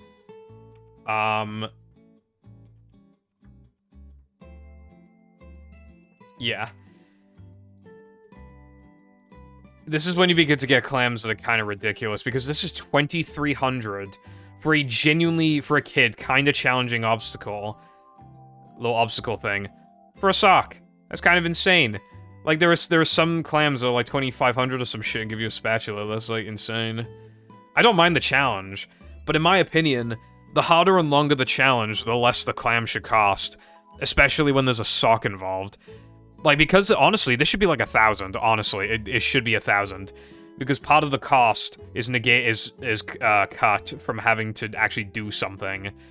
And then it being a tenth of a spatula. 2,300 for a tenth of a spatula, and it's kind of hard to get to. That is genuinely ridiculous. And if you accidentally just don't grab the sock, the box, I mean, then basically go fuck yourself. They definitely fucked up here, bro. Should have made it easier to get to the box. And this should not cost like 2,300. This should cost, if they have to have these clams, this should cost like 1,500 max. But 2,300 is just kind of like, bruh. Like, okay, I'm fucking up because I'm bad, but yeah. I do like the challenge though. I genuinely like it. It's just, you know. Also, I don't know how Gary's getting to all these areas. How the fuck to get to the Murmler? Okay, I fucking really... Ballroom, they fucked up Ballroom. One of the worst spatulas in the game. I mean, it's not as bad as Crystals, but... well, Caves. But... yeah, they fucked up. Like, a lot of kids probably... You know, when I 100% of the game, this was one of the last... for the first time, this is one of the last things I did. I would try to many times, and this... And Spinning Towers of Power, but more importantly, this... And, like, Kelp and parts of Rock Bottom as well. But, yeah, like, it was primarily this. And Kelp. So, yeah. I don't mind it in itself, but I think Rehydrated made it more, like, lenient, which I definitely agree with. It's just, like, shit doesn't give you enough leniency. Like, that, I only made that with, like, a second to spare. And now I need to, like, time this right. I used to do, obviously, back in the day, we used to do Ballroom in runs. So I have experience. I've done this more than, again, like most casual players ever would have. And it's still a bit of a challenge occasionally. I think I got it first try in this playthrough, though. That part's easy, but yeah, and then that part's easy. This part is too sensitive, bro. I did fuck up there, but still, like, it's just... I'm not asking for it to be, like, absolutely babyfied, but, like... Yeah, it just needs to be less sensitive here. It should be more, like... Not literally automated, but it should be, like, a lot more lenient at this point. And a little more lenient to some of the other points, and then it'd be perfectly fine. And I see, like, I wasn't on it for long enough, so let me do it again. And you could argue, like, skill issue or whatever, but, like... I don't know. The game's difficulty is pretty, like, easy for the most part. And I don't mind these, like, parts that just make it a bit more challenging, but I feel like this is a bit much, because it's not even like, oh, I'm struggling to kill these robots, it's just like, this shit is, like, sensitive, and I'm just a dumb kid, and I don't know how to figure it out, you know? Like, I bet this frustrated a lot of people. Of course, I'm sure the Nalloman Combat Challenge and Rockslide Macho... I feel like a lot of people, like, because I really like this game, I feel like people, maybe not a lot of people, but I feel like some people will probably be like, hypocrite, because, you criticize thing in battle, but, insert completely unrelated thing in movie here is bad, and it's like, yeah, I know it's bad, I was criticize the game on stream. I'm not just like, oh, this game is bad because I missed a trick, I mean, like, I do that a lot, but I just mean in general, we have a lot of discussions about, like... You know, the ring challenges and all that stuff, and how the token requirement should be lower, and, like, Bash shouldn't even have a token requirement, and you should have been able to do Creek early, so you don't have to do, like, Depression Combat as, like, immediate, like, backtracking shit, like, you know. Like, yeah, anyway. Yeah, anyway, I got, like, 5 billionth try, and, pretty well-hidden sock, over there. Did I not grab it? I don't know. Anyway... Thank God for Ballroom Skip, though. It's literally easy. It's, like, actually easier. It's a little finicky on the PAL version. It, like, pushes you out when you try to squeeze in. It pushes you out very quickly for some reason. And then we got... Prawn. Who is not bad. I don't see why it's not Man Ray. It should have just been Man Ray. But hey, whatever. I mean, I like Prawn. They just poof this enemy into this guy into existence, and he's even in Cosmic, so I mean, hey. They did something cool with it. It's just kind of... Yeah, I just don't know why there's no Man Ray. Like, don't get me wrong, I like that there's a mini-boss here, but... Prawn is just a bit of a weird one. I definitely think there were better options. No idea why they didn't use Prawn, Dirty Bubble, I mean... Yeah. Or even the, what's his name, the Atomic Flounder. That's probably too specific, but yeah, come on, bro. You could have done Dirty Bubble, bro. That probably wouldn't have been too hard. Maybe he just does bubble attacks and you have to fight Bubble with Bubble, so you gotta, like, ball his, like, attack. I don't know.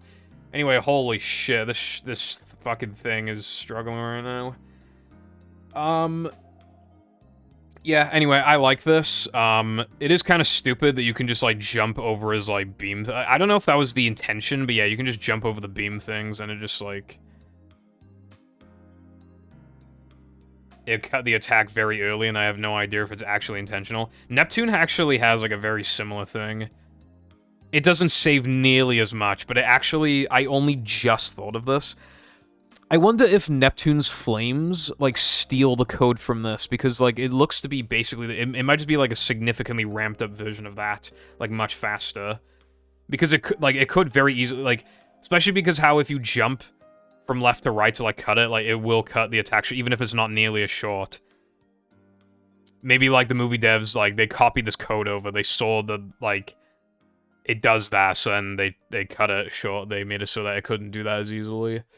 Honestly, I might unironically be, like, the first person to ever notice this, if I'm even right.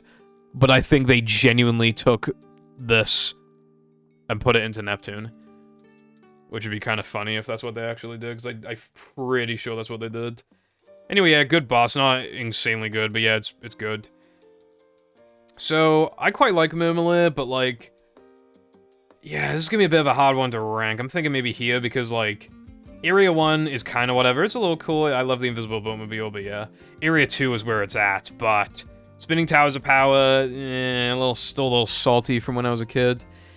Love the security tunnel area. However, that sock, nah, bro. Nah, needs to be way cheaper. And the box needs a fatter hitbox.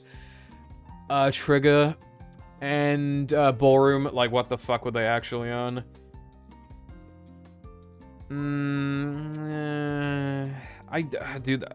The stuff I like in Mimler, I really like. Calling Mimler worse than Robo Sandy feels, like, unfair, but, like, Robo Sandy's significantly more consistent. Just drags a little, whereas Mimler, like, has, like, many problems. But if you already know, because even if you know how to do Spinning Towers of Power, Ballroom could still trip you up, that's the problem. And there's only 4 socks, and they're all kind of, not all, but, like, a couple of them are kind of pain in the ass. I could definitely see, like... Yeah, I don't think it deserves A, but definitely not C. Definitely not, but... Yeah, I think there's a ballroom and a couple other things. I think it's going in B. Alright, an hour 35 minutes in, and I've done 1, 2, 3, 4, 5, 6, 7 levels out of 8, 9, 10, 11, 12, 13. More than halfway there, at least. Maybe this will be a sub 3-hour video, if I'm lucky. Alright, well, I guess next is Sam Mountain. I don't know, I don't even know how the menu goes in Area 2, I'm not gonna lie. So yeah, I guess we're doing Area 2. I mean, Sam Mountain next. I'm not... I feel like Sam Mountain's probably gonna go, like, here. Nah, I don't think it deserves C. Because, like... Okay, I like this little hub area. It's very cool. It's very neat. I like it. I think they fucked up Sam Mountain and Rehydrated, but again, I'm not supposed to be counting Rehydrated. I like the Squidwards here, for sure. It just, I don't know, this area, like, just Sam Mountain in general feels a little underbaked in some ways. My thing is that, like, okay, first of all, they have another, like, bungee clam thing.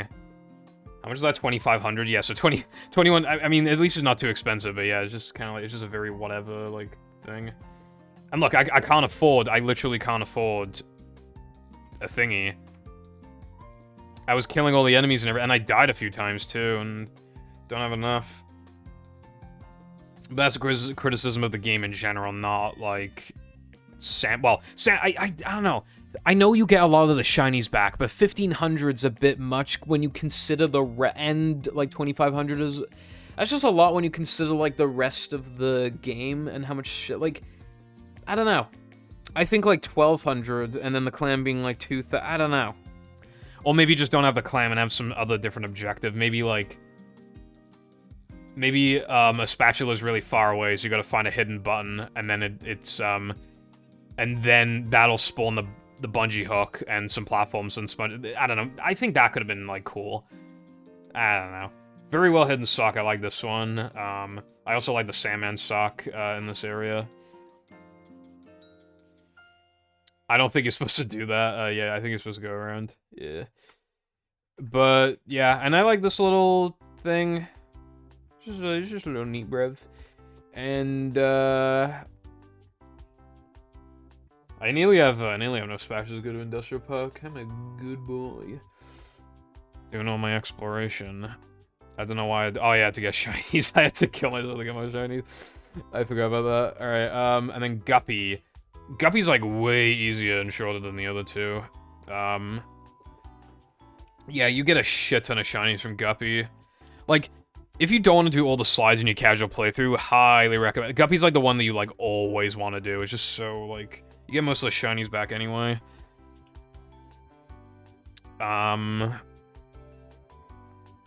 Yeah, I'm getting more shinies. That's funny. Anyway, yeah, it's a good slide for sure. It's not too long. You know, it doesn't. It's not even too short. I feel like it's a really good length for like the first and easiest slide. I very much enjoy this. And even if you die here, like you hardly lose time, so you don't even care that much. Just very fast all around, you know. The only thing I don't like that if you die, then the time challenge automatically ends. It should not do that. Because, like, I mean, even movie doesn't do that. I mean, obviously with the machos, if you die, then obviously it's automatically... Or, I mean, it does that in the driving levels, but not the sliding levels, I meant. But in the regular time challenges, they're generous enough in the sliding levels to where you could die and still, depending on obviously where it is. Like, at least it gives you, like, a chance. I feel like it's... Like, I know you're unlikely to die here, but what about the other slides? And yeah, they're tight timers. But, like, if somebody is good enough... To be able to... I still think you should just give them the opportunity. I don't think it's fair to have... You know... And, yeah, that is also criticism towards the driving levels before anybody says it. I'm just, you know... Yeah, and I like the fight robots at the bottom of the things. It's always fun. I think they just had very few ideas for this level, so they were just like, oh, just put fucking robots in a... But that's not really a bad thing. Like, they're able to, you know, they're able to give you some nice, fun content. And robots give you shinies, so yeah. Now I'm just gonna get some more shinies, just in case I need them. This is slide 3, but I get... Okay, yeah, now I'm going to slide 2. I feel like slide 2 and slide 3 are pretty similar in, like, terms of difficulty and length, so I don't really think it matters which one you do first. However, boy oh boy, do I have a fucking bone to pick. Is it this one? Yep, it's this one. Do I do it now? What am I doing?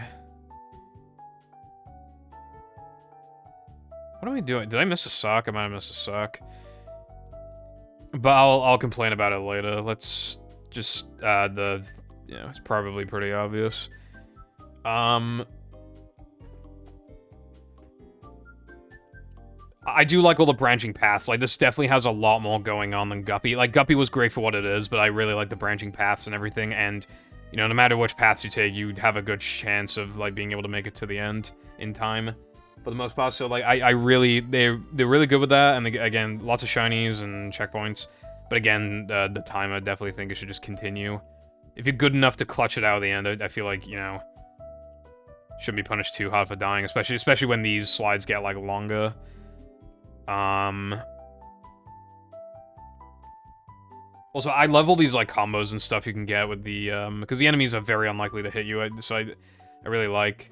So all these combos and shit you can get, or you can just avoid them to really, you know, to cut the corners and save as much time as possible. I really like that.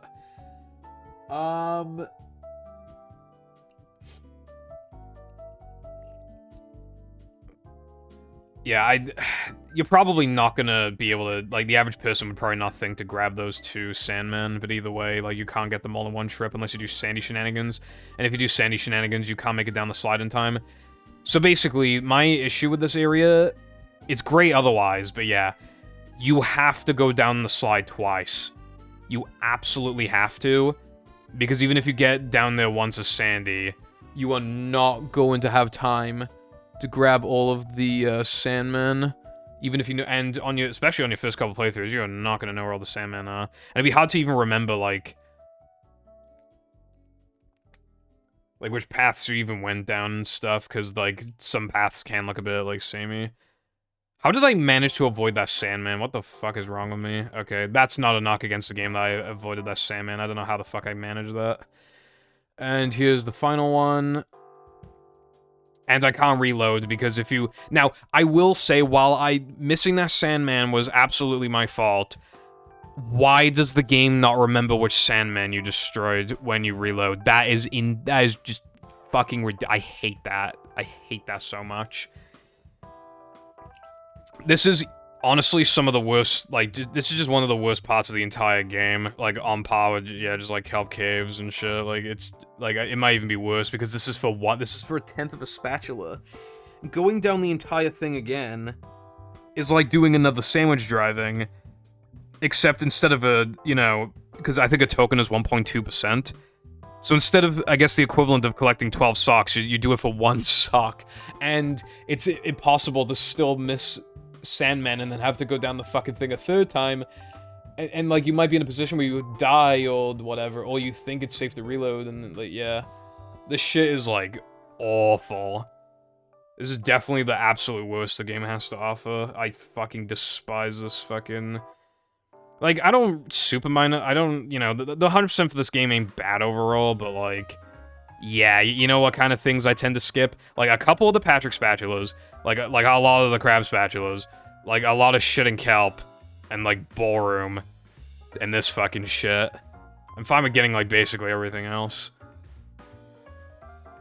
So, like, while the 75 spatula requirement for Chumbuck, like, is generous in it's very generous in itself, because of those things, because you're not gonna get all the Patrick spatulas, you're not gonna get all the crab spatulas, you're not gonna...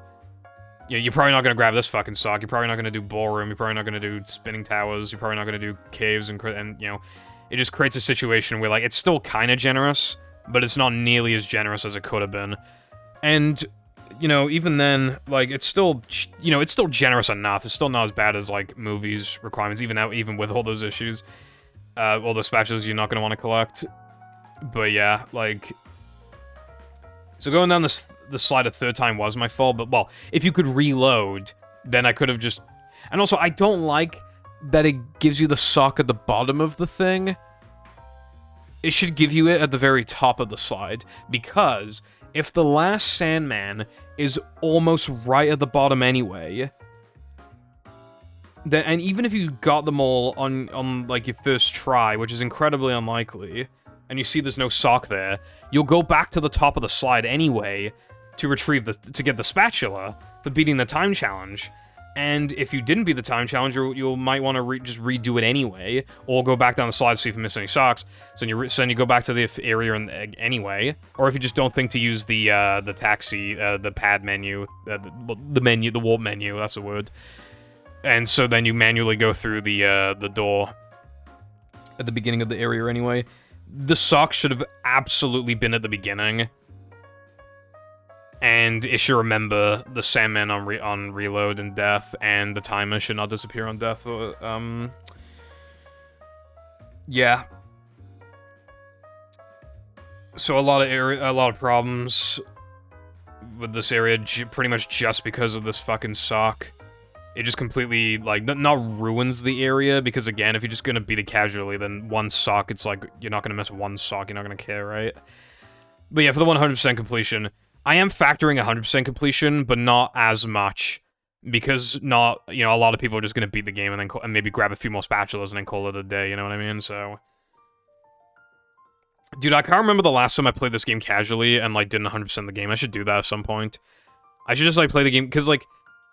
You know, when I play it on stream, like, every few years or whatever, like, I just, you know, I'm just, 6, then you can judge the entire game.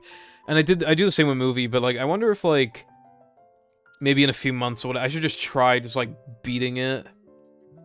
Because then, especially because, like, when you're knowledgeable, you can avoid everything you don't like. Everything. You can do all the stuff you want to do, but then I can avoid stuff... Or I can use exploits. I don't like doing exploits in casual playthroughs because it feels like I'm cheating, and I feel like, you know, it's hard for me to get immersed, especially because, like, I know these things a lot of players probably won't know. But I don't know, sometimes I don't mind. Like, that sock at the beginning of JF, I like to cheese that one, but yeah. Or I could just avoid it in a casual playthrough, you know, but yeah. But yeah, so you pretty much have to go down your... I feel like they could have avoided a lot of the problems if, like... Maybe if they made it, like, 6 Sandmen or something, so it was, like, actually possible to, like, go down... I don't know. If they made... Or, well, basically, the minimum they could have done is made it so that it remembers on reload and death, and have the sock appear at the top. That would... Because I had to grab the final... I had to go down 3 times, and yeah, I did make a mistake. But first-time players probably will go down the slide, like, 3 times. And if it just had text, I was like, da-da, and it was like, the sock spawned, I don't know, fucking something, then you could just, yeah, that would have made it so much better. Alright, then we got Larry, whose slide is better than Bubble Buddy's, like, just because of... However, you still have to go down the slide, like, 1.5 times. But yeah... I think this area is just, like, a bit cooler because it has more going on. And it's not as, like, repetitive because you only need to go down here 1.5 times as opposed to a absolute minimum of twice. Not even 1.5, really. It's more like 1 1/4, 1 1/3. If you go the left path, you're actually cooked. You really should be going this way. But luckily, it's like pretty easy to find the shortcut. Yeah, not much to say. The areas do look kind of samey, but again, that's like fine. I really like that this doesn't look like sand. It looks a lot more like snow than sand. I think that's where Rehydrated goes wrong. I think it just looks too much like sand. It looks more accurate, but I don't think it looks better. Like, even as a kid, even though it's called Sand Mountain, I always still interpreted it as snow because it's not, it's very, like, desaturated. I think it looks a lot better like this compared to how Rehydrated does it. But if you think Rehydrated is better because it's a lot more accurate to the show, I mean, yeah, fair enough, but yeah. And I like that this is, like, the hardest fight.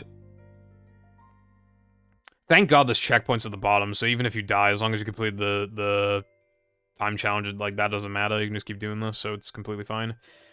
But yeah.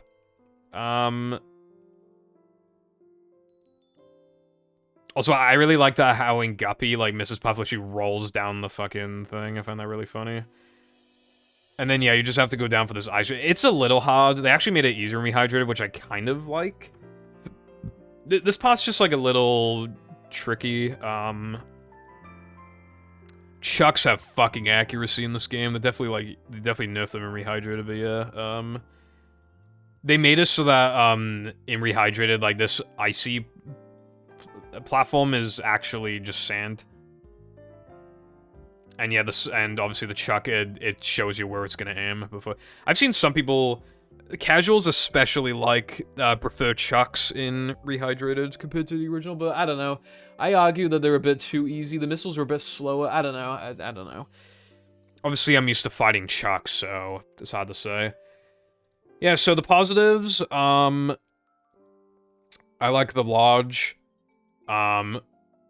It's not too expensive, because you get a lot of shinies. I like a lot of the socks. And I like that all 3 slides have, like, something going on. You know, Guppy is the fastest and easiest.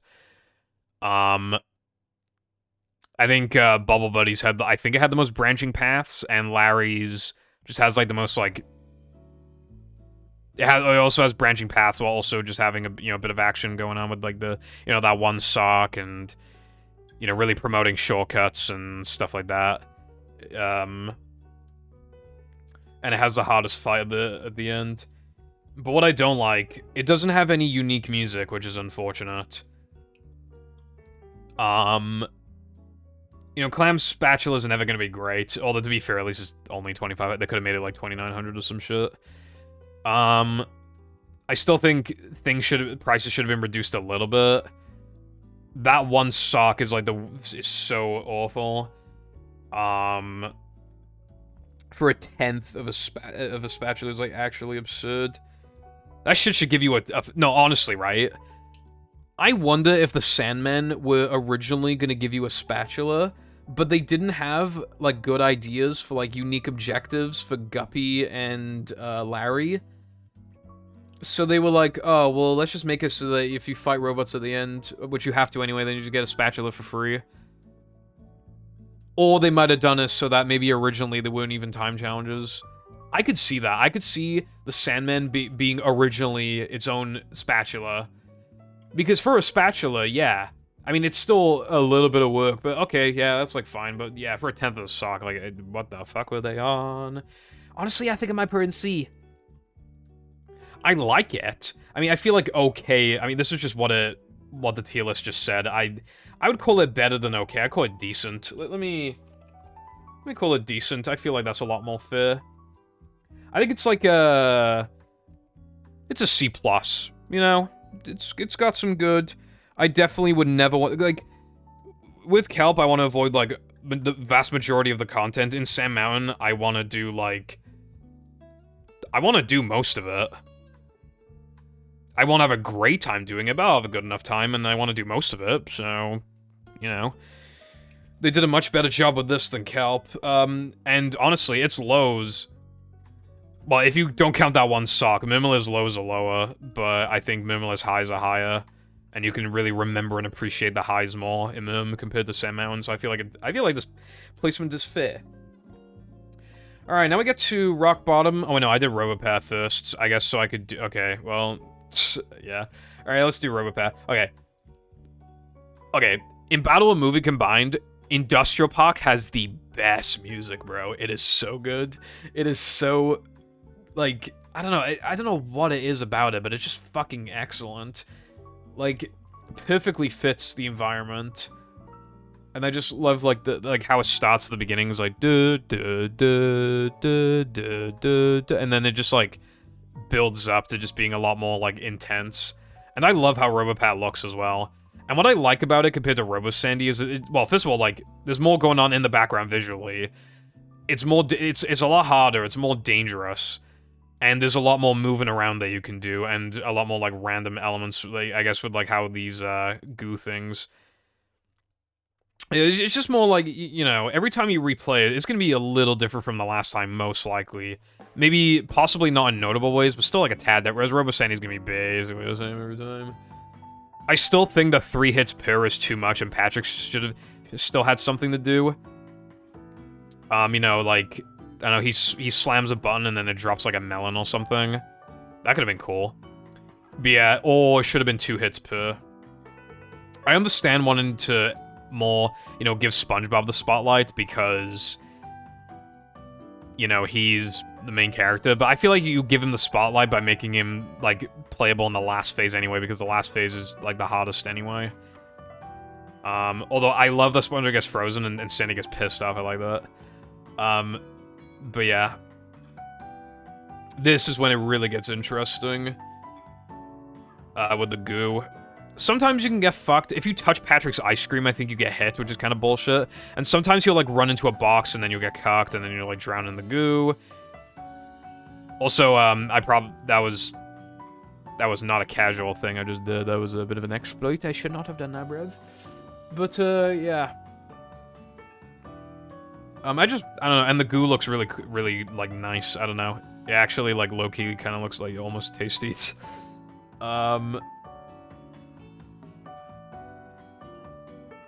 Also, I like that it shows that, like, you got a bowl. I just like that it shows that in the cutscene that, like... I really like that to unlock Cruise Bubble, you have to beat a boss in the final phase using bowl, which is which you unlocked by beating Robo Sandy. I really like that. Incorporating a move to then unlock a new move. Very cool. Now, people, I think this is a little debatable for casuals, because in Rehydrated, Robopat always goes to the center, which makes it a lot less, like, unfair when he's in, like, a really awkward spot. Like, especially when he's around here. You can get some really awkward angles that are really hard to, like, bowl him. And then, yeah, those can be a little bullshit. I think they should have restricted a tiny bit of where he could...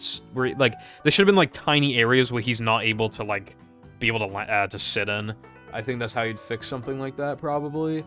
But I still think he's just so much better in this, because he looks a lot better. He's nowhere near as jank. It's more challenging. Yeah.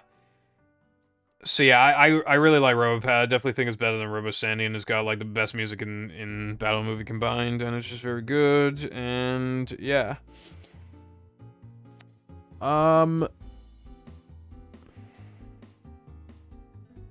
Yeah. Alright, well, this is gonna be a bit of a hard one to rank.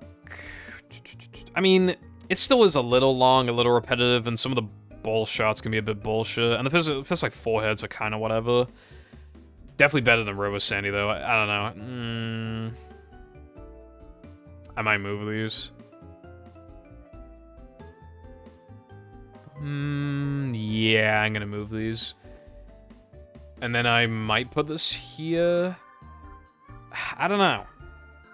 It's definitely either top of B or bottom of A, but it's, like, really hard to...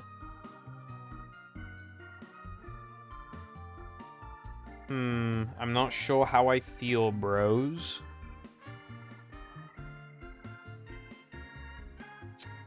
I don't know. I think for now I'll put it in top of B. Alright, I must have done rock bottom next, or I surely had done rock bottom next. After the backtracking, yep, there we go. Area 1 of Rock Bottom is kind of fucked. I feel like they... I like the idea. I don't think the execution is great. I think it'll drag the overall rating of the level by a little bit. I do love the don't ask questions. Yeah, don't ask questions, jump for the handle. Yeah, that was really funny. As a kid, I was really bad at sneaking. I think either that or I just didn't know how to do it, because I always needed Cruise Bubble just makes this area so much easier. That's not... Cruise Bubble's really OP, but I really like it because it's, you're rewarded, you know? You can come back later and do areas much more easily and for free, but... Well, not for free, but yeah, much more easily and quickly, but you could also not. It's your choice.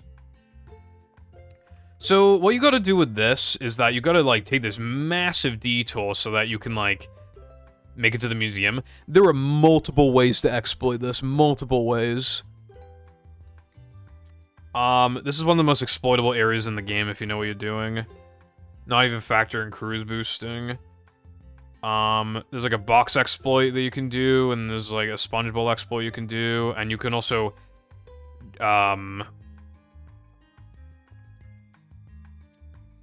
yeah, you can jump on one of these and skip like a duplicatatron. So yeah, you just gotta wander around, like you gotta hit these. But I don't even think you have to hit all of them because Sandy's lasso is just like ridiculous. Also, that button is really hidden.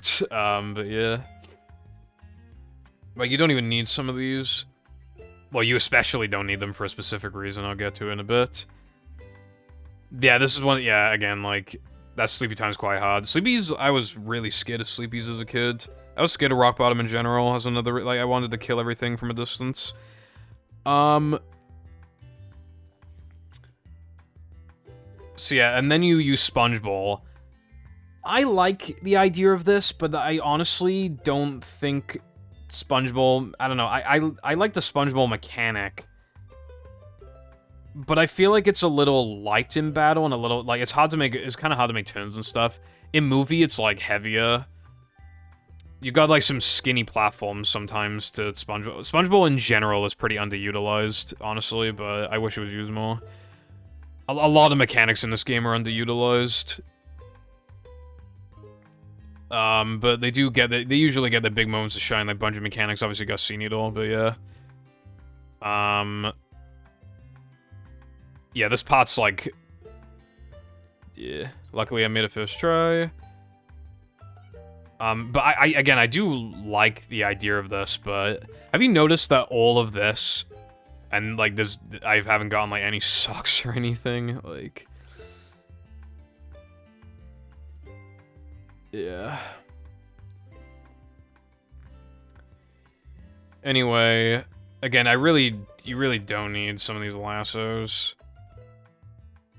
Well, you especially don't need them at one point. Am I just gonna skip Swing Along for now?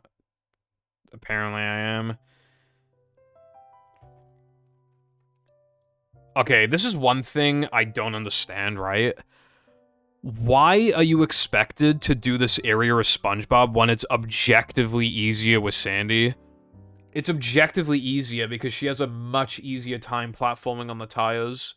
They expect you to do this area with SpongeBob, and then when you get to the end, like, lassos drop, and then you're expected to do, like, the cleanup as Sandy.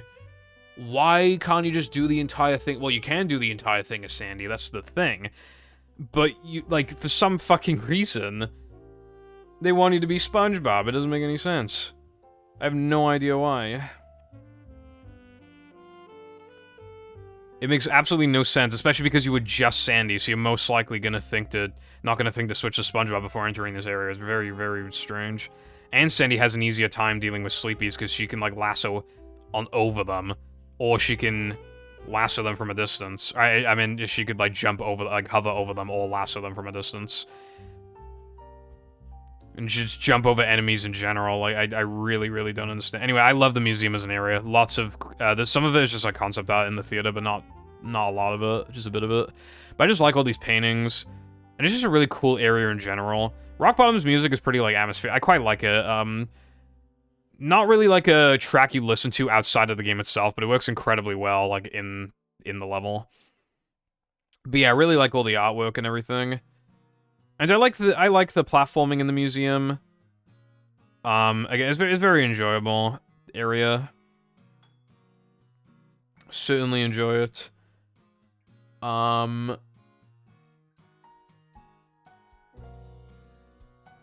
yeah, I just don't understand why they try to make you do the shit. I think probably because there was so much Sandy in this level that maybe they were like, you should do this as SpongeBob.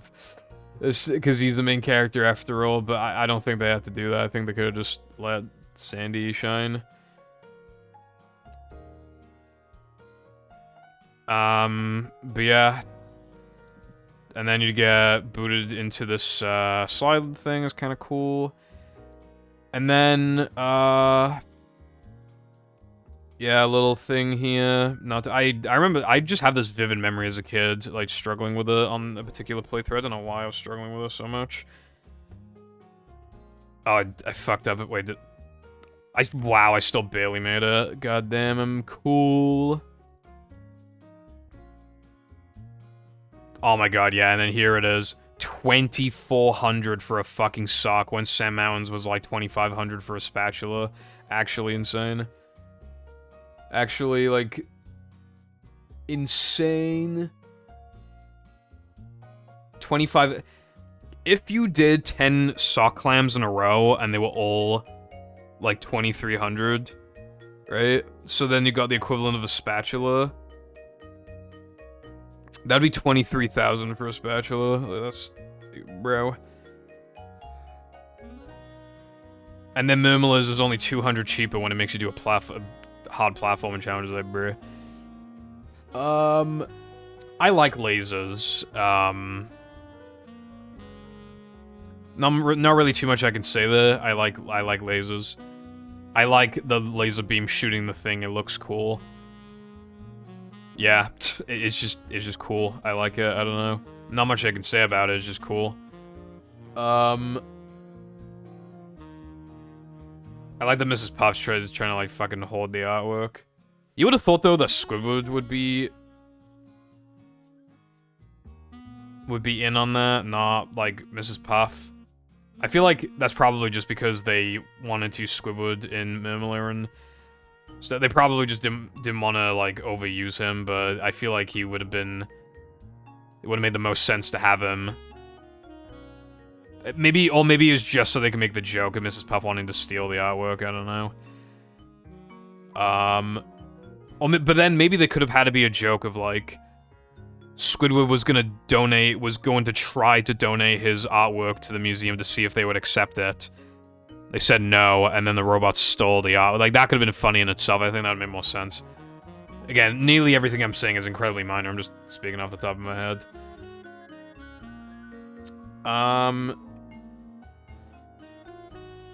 Anyway, yeah. Not much I can say. It's just like, yeah, good area, but not like... One thing, you see that little rock over there? It's like really obvious, so you can go from here to here. When I played casually like a few years ago, I remember like doing this, like genuinely forgetting that you're meant to like hit a button. Like that's just kind of like when you're doing the laser spatula. I literally forgot, and I was like genuinely like confused. So if you don't want to do lasers, which also means therefore you don't want to hit the button. I mean, you probably should want to hit the button because there's a sock there for free, but yeah. God, that's sleepy time. Bro, I'm literally out of his range and he still sees me. What the fuck? Also, shoutouts to how in Rehydrated here, I think there was like a broken sleepy time that like was like floating and didn't have collision or some shit. This area is like weirdly hard, but you can maneuver around like a boss. And then you can get to this area again without too much trouble. I do like the slide, though. It's cool. Again, I really like how the levels, like, loop around. I don't think you have time to grab that sock, like, on the way, so I'm just gonna do it, like, in a minute. Yeah. Now, the reason why none of that mattered is because, like, if you Where is it? Yeah, if you go to this area and you, like, walk around the button over here, or if you hit it, I think, or if you... I don't even know if you need to hit it. I think you do. You can just skip all of that by just warping the Sandy here. You can break, like, the level really easily, and then you can break it again because it's obvious you can go from here to here. So really quickly, you can just skip, like, yeah, most of this. And then you can also, like, skip a lot of Area 3 as well. But to be fair, a lot of casuals would not really think to do that, but it's, like, one of the most, like, obvious exploits in the game. The level's not built that well. I think it's one of the more breakable levels, more easily breakable levels. I think it's being held together with, like, duct tape.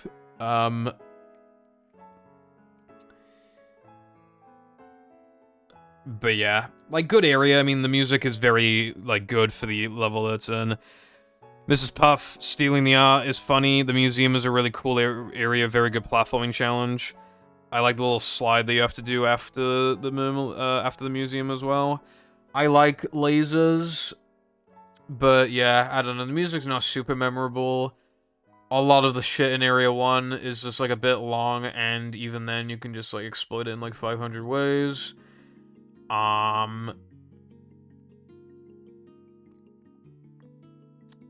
You know how they fixed the crabs slide thing in Rehydrated, by the way? You can still easily make it over there. If anything, it's kind of even more obvious you can make it over there. They just made it so you couldn't backtrack. So you can only kind of break the level, which at that point is like, why don't you just, like, have, like, a button which, like, spawns a platform which lets you make it over there or some shit, you know what I mean? For people who, like, don't want to do museum and stuff.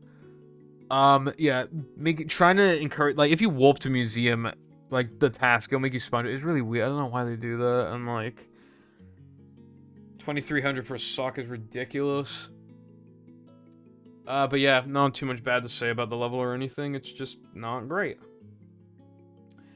I think it goes, like, here. Alright, so now we just got 3 levels left. Dutchman, Dream, and Robo-Sponge. I'll probably leave Robo-Sponge for last. Alright, so let's get right to it. Now, this is one of the only areas in the levels in the entire game to, like, not really loop back to the beginning, or like, at least, like, close enough to the beginning. One of the only levels to have that issue, which kind of sucks. I feel like they could have had something cool. I don't know. Like, I'm already getting to the I really do like this level, but yeah, like, I don't think they should have had a spatula here, because if you know the Patrick's, like, you can see in the distance from, like, here, like, basically, both of these spatulas are extremely easy. One of them being really easy, not a problem, but when they both, like, right next to each other, it's a bit, like, I don't know. I feel like maybe there should have been some slide or a platforming challenge or something, and then there'll be a spatula on top of SpongeBob's pineapple that you can only get to from, like, the slide or the platforms or whatever. Then it'd be similar to the pineapple spatula in Bikini Bottom. It's like, hey, a callback to that, and the spatula has a little more going on, and the level loops back to the beginning, so that it follows the fundamentals of, like, most of the other levels. I think that would have been a lot better. Small thing, but a nice thing. Also, you don't even have to use this, but most people are not gonna... It's even easier in Rehydrated. But yeah, you can jump to this. Dude, the oil slick is really fucking annoying. You definitely want to, like, cruise bubble him before doing the, platforming here. He's a pain in the ass. Oh my god, there's literally floating block challenges, brev. I fucking died. Oh god. There we go. Yeah, what I don't like, if I recall correctly, I don't think you get the Super Bounce Warp unless you talk to the clam. So you could accidentally skip it and then just, like, fuck yourself a little bit. Like, that is a little stupid. It would just, you know. 2,800. Jesus Christ. I thought it was like, dude, I forgot 2,800 is absurd. Okay. That's... Okay, anyway.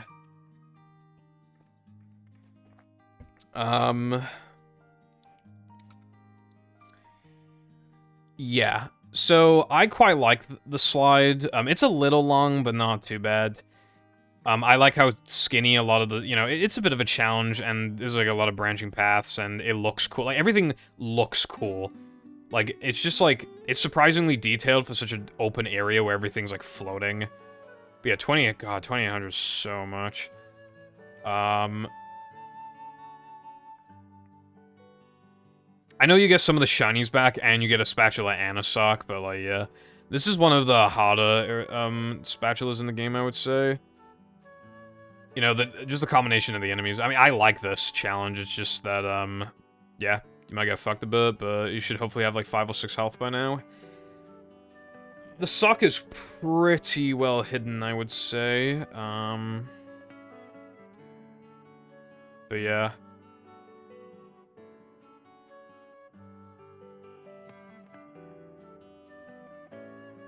And then you just go on your merry way. Also, I like the fucking manure trucks.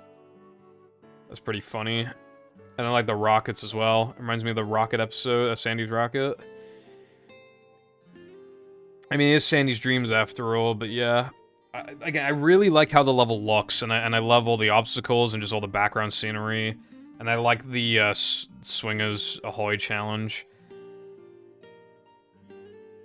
God, that sock is quite well hidden. Though it should be obvious considering there's enemies there. You gotta think like, alright, maybe if I kill the enemies there's a sock and then you actually see the sock. I think this is a little too skinny. I know it gets wider and skinnier, but like when it's like it's really skinny, I think they should have made it a bit wider. I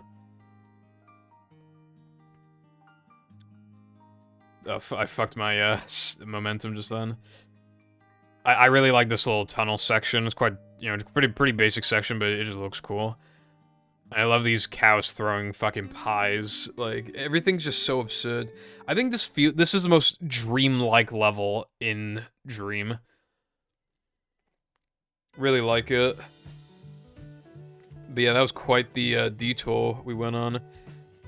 And then you gotta pay 1,000 shinies for this. Alright, not too bad so far. And then,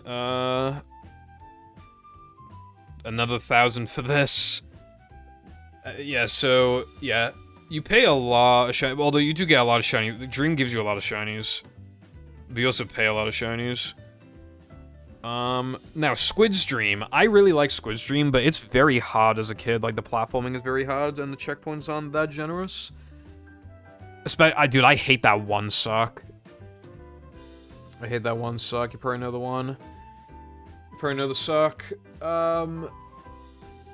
There's nothing, like, unique to it. It's not like, oh, you could get it early, but, like, if you're bad, you have to get it late. There's nothing like that. It's literally just, like, do a section, and then undo progress by getting a 10th of the... I don't know, it's just like, bruh.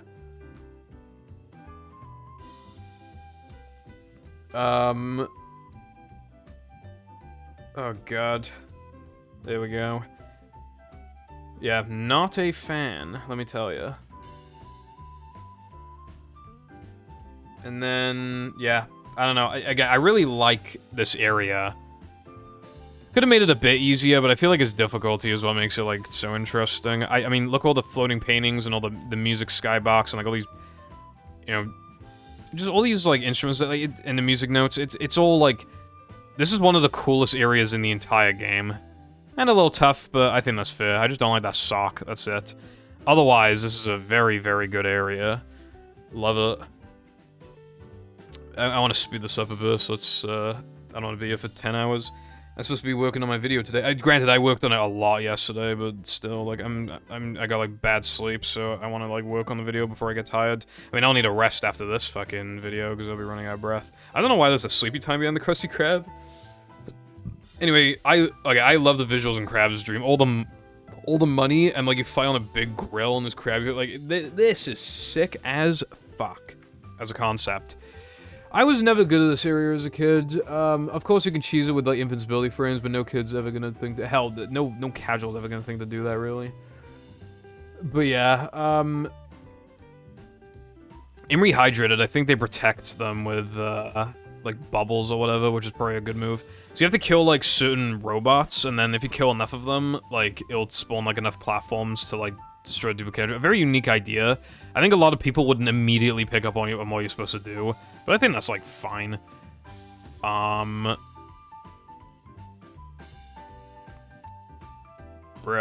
But yeah, there isn't much I can say here. Maybe the sock... I don't think the sock is too well hidden. It's probably fine. Yeah, not much I can say. Okay, I do understand why Beta Patrick's dream was scrapped, because Patrick's more of an idiot than he is a glutton.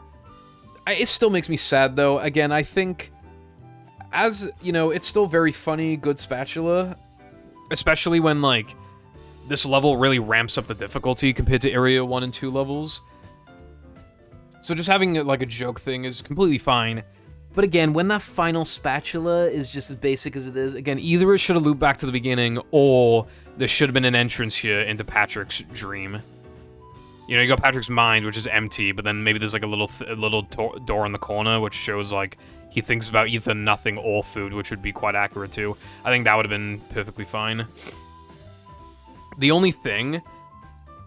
I think one of the reasons why they scrapped it is because the way that the levels work...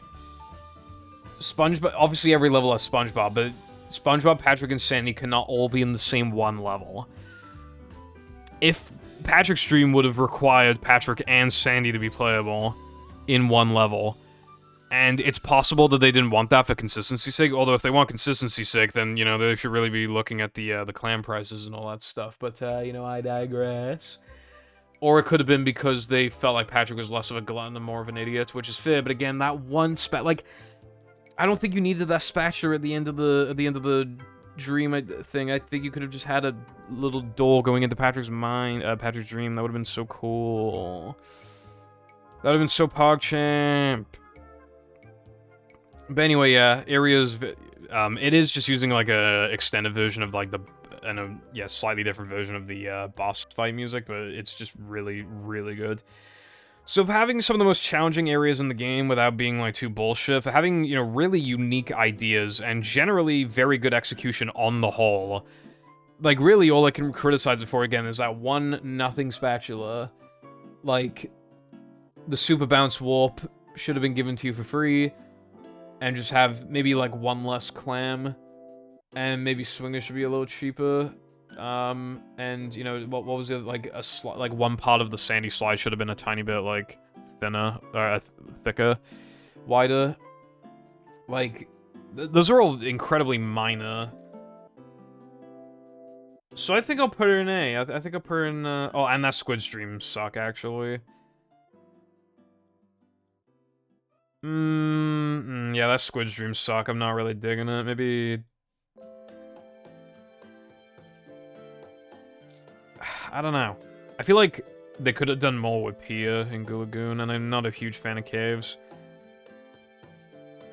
But I could imagine kids getting really frustrated with crabs and Squidward's Dream, but I think as an adult, they'd have, like, really good difficulty. And these could probably go either way. I think for now, I'll put this here.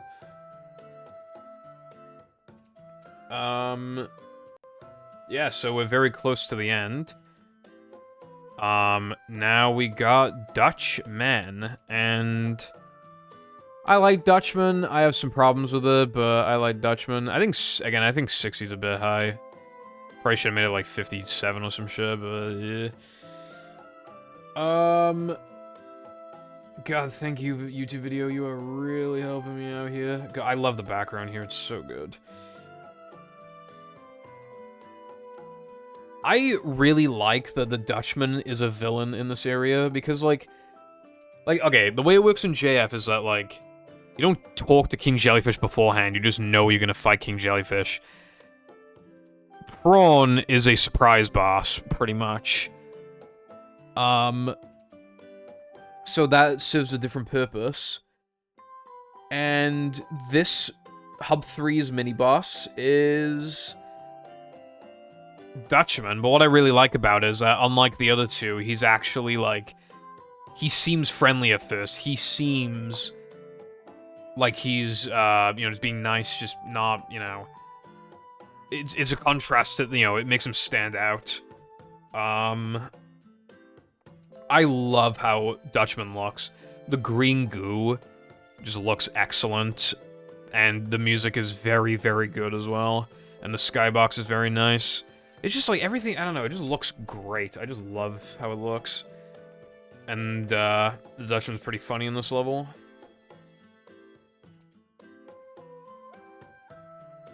Fucking hell, bro. I'm sorry this has been happening so much, but like... Can't really do anything about this. It seems to be happening mostly because I'm trying to do 2 times speed, but on most days it's like fine. Maybe it's just because the video is so fucking long, I don't know. But yeah, this is another thing as well where it's like... Yeah, just robot introduction thing, but again, incredibly minor. This Dutchman is more like puzzle-based than a lot of the other areas. It's got a lot of puzzle elements going on with like these wall jumps and stuff.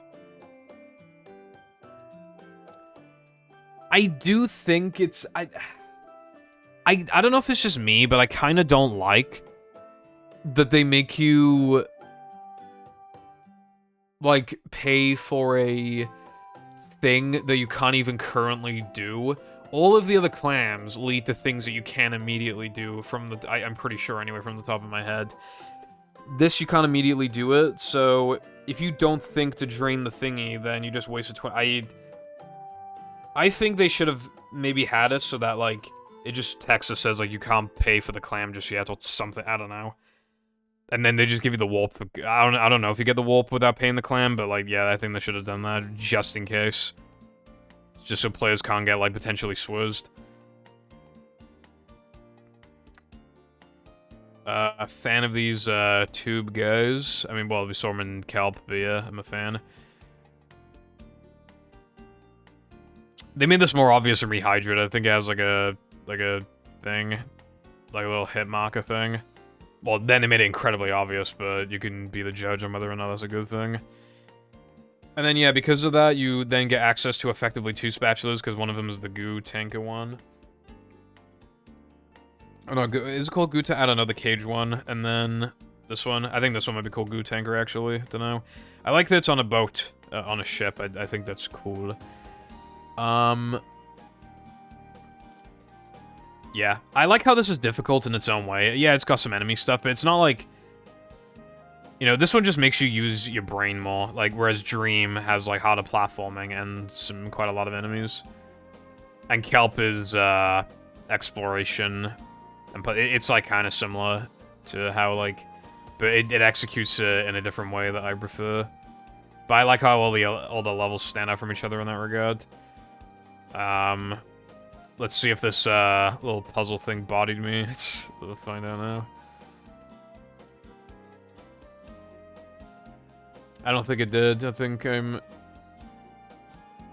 Okay, well, I don't know how I got confused there for a sec. Like a boss. I think if you can skip this if you know how to, like, climb up here. I think, I don't know, I'm trying to remember in, like, No CB what they do, but I haven't watched No CB in a while, but I'm pretty sure you can just, like, do that. Well, I guess I'm doing Goo Tanker later. Area 2's not bad at all. I have a couple of things with it, but yeah, I like this starting area. These small platforms, and it just, you know, it's not fucking around. This is what I hate. This is in a similar vein to the JF sock. I mean, I guess this also technically has backtrack. I don't know how I described the JF sock earlier, but it's not like backtracking in terms of like powers. In terms of non-powers backtracking, there's not much of that in the game, but this is one of the...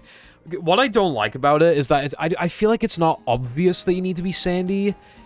I actually prefer how they do it in Rehydrated, where...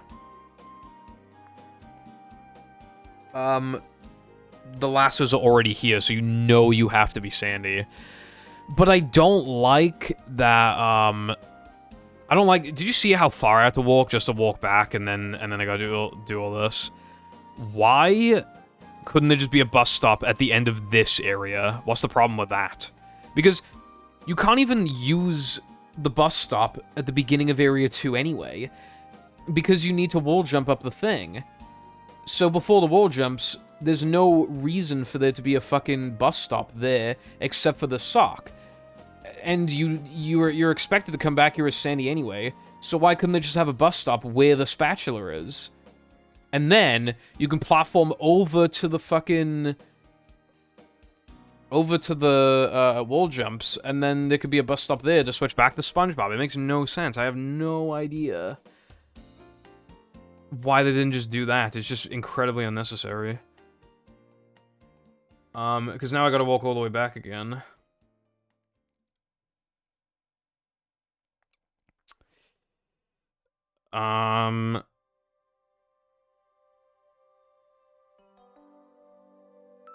But yeah, also you can like, I think you can jump up like here and skip some part, but it's like, yeah, I'm not doing that. I like the sock here, it's quite well hidden, but not like too BS in my opinion. I like this little area in general, it just really gets, you know, you get a good showcase of like all the ships and stuff, it's just like easier to see that kind of thing. Yeah, I think Dutchman has, again, very good like backgrounds.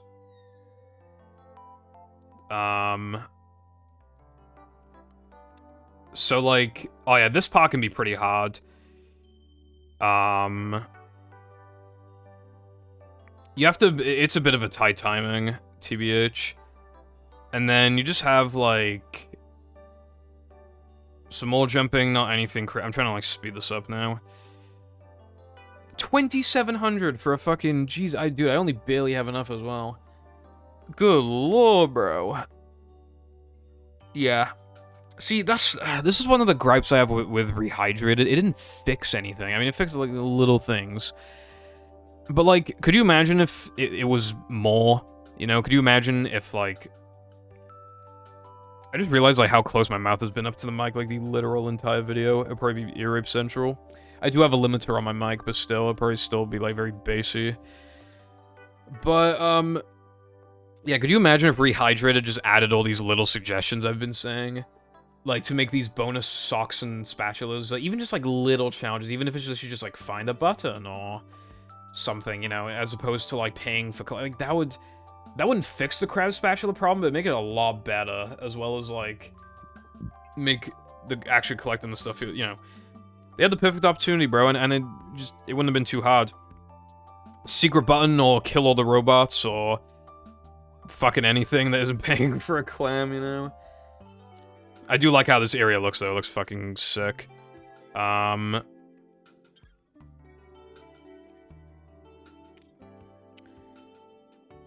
then...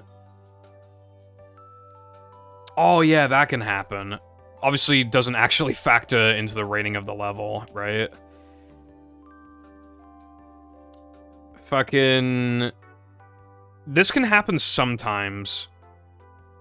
I don't know how that, like... happened.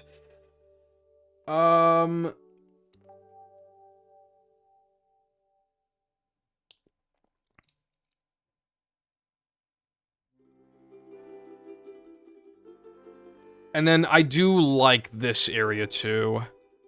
Well, it's area 3, but, you know, it's... area, comma, 2. But it's a little complicated and a little too exploitable, and there's, like, another additional thing I don't like about it, but, yeah. But yeah, I think Dutchman is pretty hard carried by, like, his visuals and his music, and, like, I quite like Area 1 as well. And I really like the concept of Area 3, and Area 2 is completely fine, too. Yeah, it's just, like, a little kind of easily, like... I don't know if you're supposed... yeah, I think it's supposed to... I don't know if they know that you're supposed to be able to... yeah, I don't know. See, that's one that... I have no idea if they knew that you could do that. Probably not. And then there's, like, this bowl part, and then, like, I don't even... I have no idea if I'm supposed to be doing that. I don't know.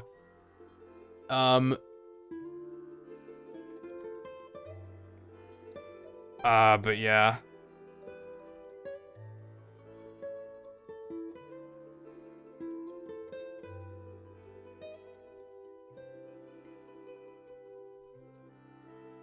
I do like, because some of the, like... actually, wait, no, I think I was about to say something that's not true. Anyway.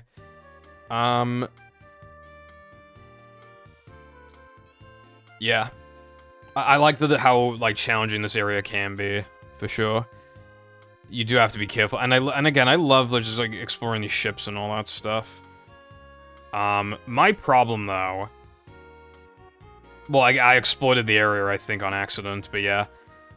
If you just do the cannons and then, like, watch the cutscene, it'll force you into this area, which makes sense in a way, because it's like, well, how else are they gonna be able to get the player to... Oh, another thing as well is that you can literally just, like, not destroy the cannons, the lasers. But you can still fire the cannons, and for some reason the game will still unlock the warp for Dutchman. I don't know how that happened.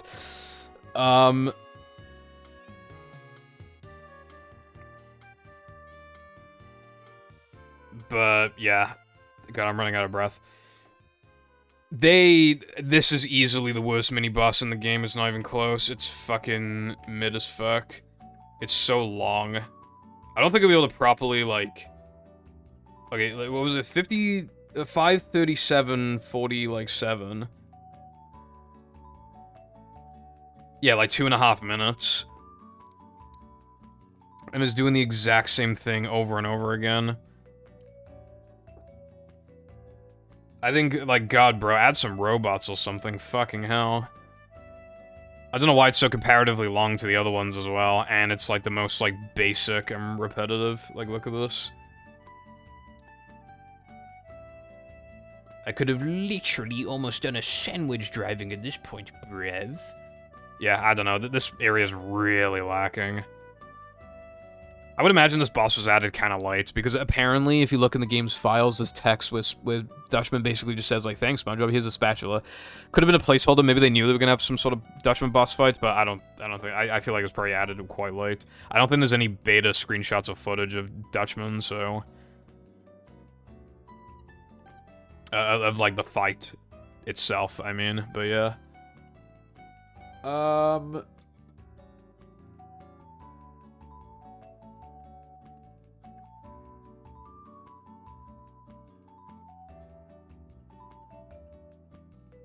Yeah, I mean, it's just... God.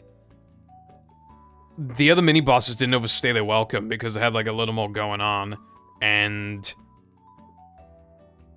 they were a lot shorter. And then finally we have, like, the spatula. I like this one. I still feel like 2700 is a bit much, but yeah. Anyway, yeah, that's Dutchman. I don't like there's only 3 sucks. Okay, well... Be a bit hard to rank this one, because... that one suck is fucking stupid as fuck. Forcing you to the Dutchman boss, and you might have potentially not gotten the spatula and having to redo, like, half the area again is stupid as fuck. 2700 clam or whatever it was is like, bruh. And, I didn't even know what they wanted me to do in the Area 3. I think it was something to do with ball, but I don't even fucking know. And yeah, yeah, but honestly, it looks great, and I really like the increase in difficulty, and the music is excellent, and I like the challenge, and, oh yeah, and the boss fight. I think, like, here. I don't know, because Area 1 is really bussin'. And Area 2 is, like, fine, and Area, honestly, at least it's not, like, bullshit or anything. I don't know.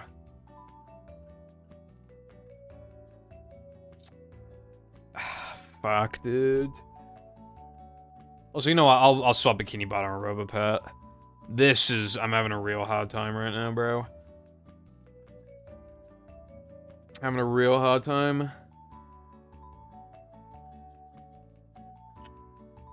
It's either, like... I think I'll leave it here. The music and atmosphere is just so bussin'. Alright, finally we got Robo-Sponge. Well,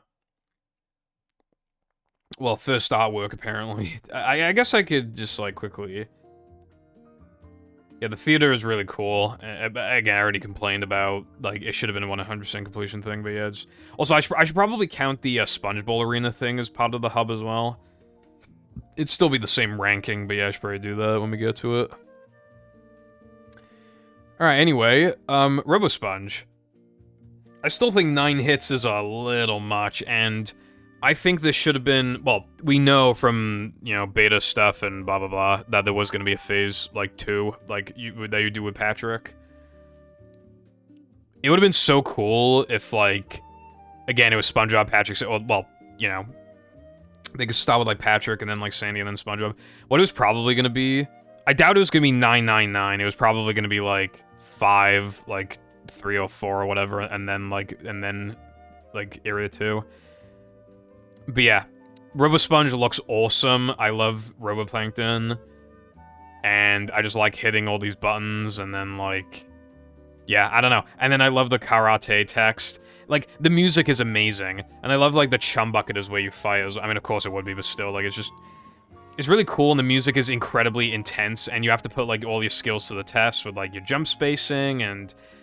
You know, hoping you have enough health, and even just know how to, like...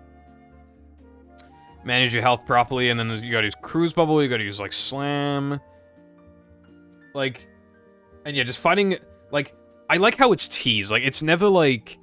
You don't know you're gonna be fighting Robosponge technically, but it's teased from the idea of Sandy and Robopet. Like, I really like that they don't actually say, though, that it's gonna happen. Rehydrated fucked it with the cover, but whatever, it's a remake. Everybody knows at that point, but yeah. Really like this area, but again, it's just the same credit, you know, should have been like 6 hits or some shit. I don't really mind it even just being SpongeBob, but yeah, it probably should have been like 6, 7 hits or some shit, but yeah. But other than that, it's excellent, absolutely excellent. And then, I like how you go inside the brain as well. That shit is so cool. You got like this ultimate, and then you can see like little platforms inside, it's so cool. And I love that you can see the outside of the thing. And this is the ultimate challenge. There's no checkpoints and no health. I love that. The only thing is that Roboplankton likes to fucking move around a lot. He does move around too much. He's kind of annoying. This part's also a little fucky. Like, you can get fucked here for sure. But if you just time it well, then yeah. And also, I just love all the backgrounds and everything. And if you look down, you can just see, like...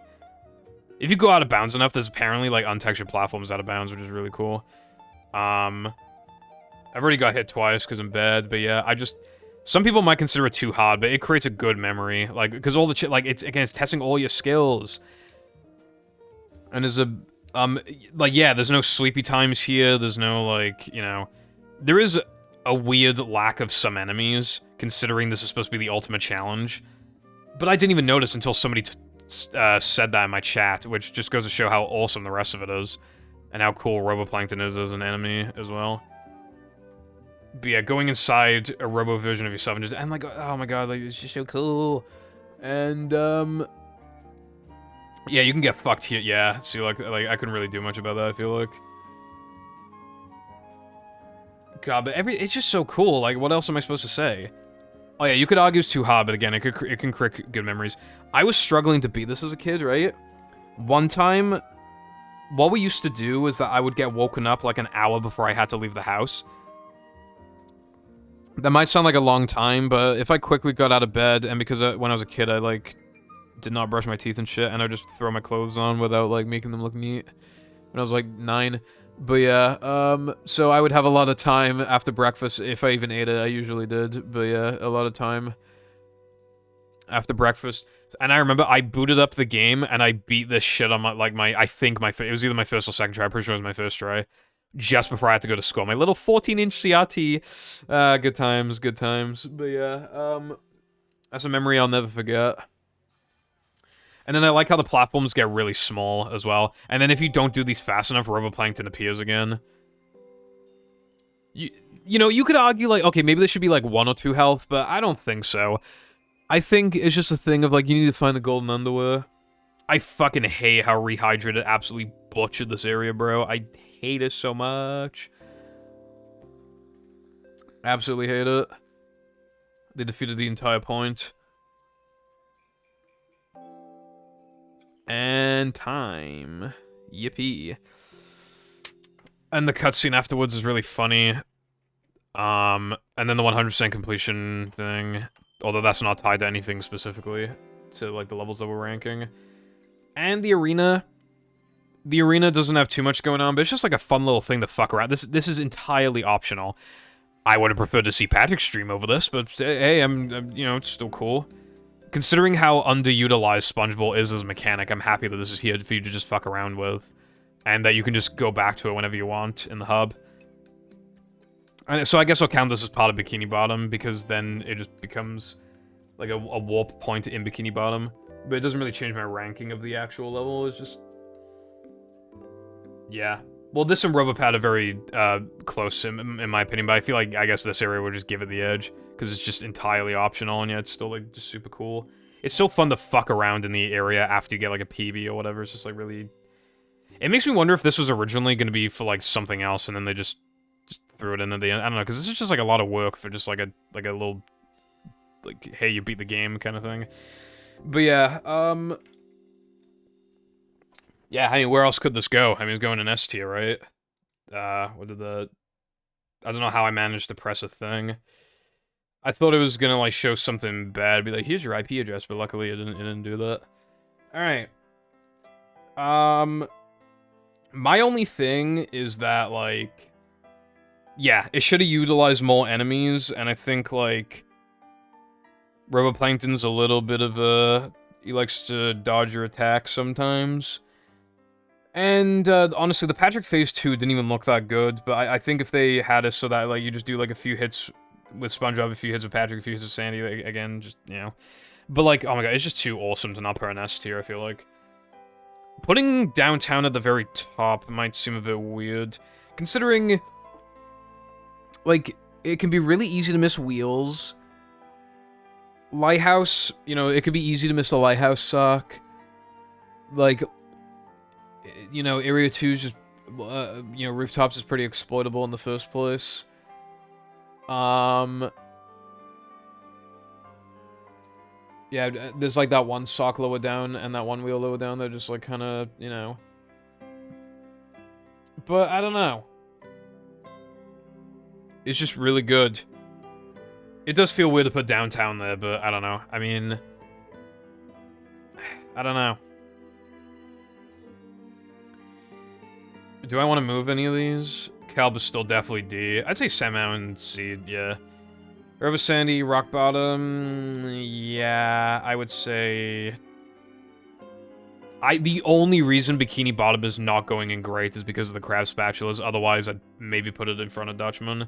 Dutchman's got a lot of flaws, but its highs are very high. It's probably most, like, flawed level that's in A or S. Goo Lagoon, just gray all around, honestly, I really like Goo Lagoon.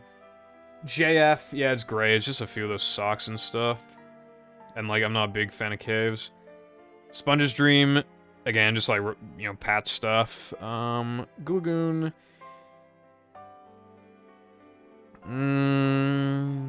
I don't know. Gulagoon could go in... Could go above Dream, because, like...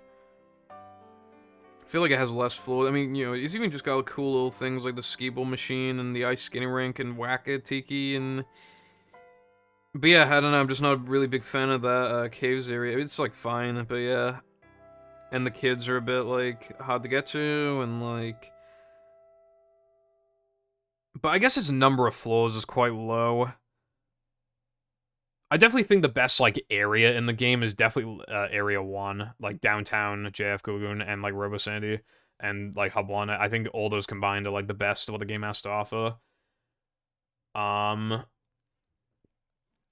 don't know. I feel like this isn't a definitive list for me. I feel like these could change maybe any day.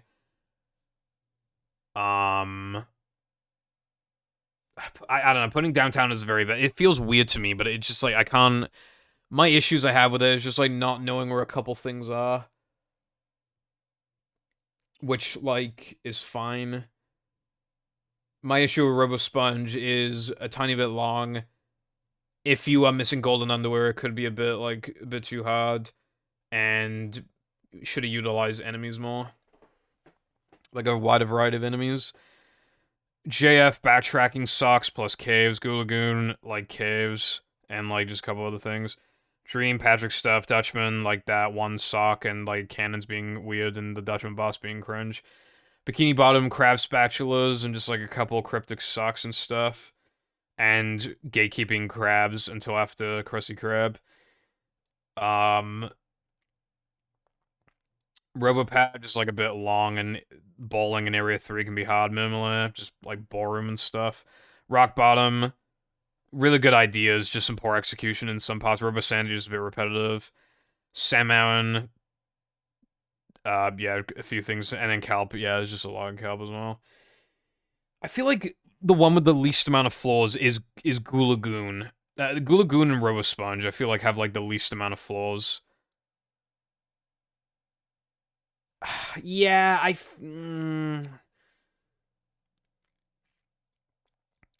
RoboSponge, like, I feel like what helps RoboSponge is that it is like the finale. It feels so good to like beat the game. It's like the final clash, you know? And while there should have been more enemy types, I don't really mind his length. It's just like a small thing. I feel like not knowing where stuff is in downtown could be more, and then, you know, wandering around for like 10 minutes trying to find shit could be more annoying than just like, oh, RoboSponge phase 1 is a little bit too long, bruv. And Gulagoon just has a lesser number of flaws, even though, in my opinion, JF's highs are higher. Yeah, I think, again, this could change like any day, but I think for now I'm probably happy with this list. Um, so yeah, I think this is my list. Thank you for watching, and I'll see you next time, bruv.